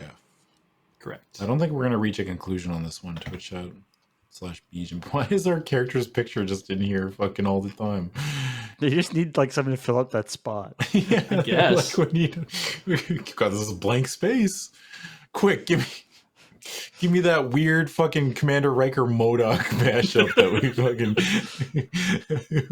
He might have been drawn like a lot narrower, and they just stretched it out for the in PageMaker. All right. You give them a few minutes. Oh wait, is it 54B? Is that F. what I was doing? F? Yeah. Okay. I Not can far double from the check. tree line where you stand in the darkness, you see the main entrance to the low, sprawling building. Even from your hiding place, you can see that that there are uniformed guards on duty inside the lobby. What could be going on here that will require armed guards? Moving carefully, using whatever cover you can find, you begin to circle the brightly lit building, peering quickly in each window to get some idea of what you need and to prepare yourself for. I can read. Remove the balcony floor plan from the pocket at the back of the book. Cut out the separate rooms on it to use in mapping the building as you begin exploring. All right, Whoa. I'm gonna call an audible. We're gonna stop here. That sucks. Yeah. That's a real shitty place to stop. But this book is not remotely close to being over. No. Yeah, it's that sucks. Wow. it sucks you spend so much time like stumbling around doing nothing, Yeah. and then it's like, okay, you found the thing. Let's get going on this. Yeah. I do love how you were like, I need to follow Alita, so should I don't know, follow her behind her car, which would help me figure out where it is she's going? Or should I go to an airport and then fly somewhere? Yeah, I feel like at some point it was supposed to be like car in our airplane.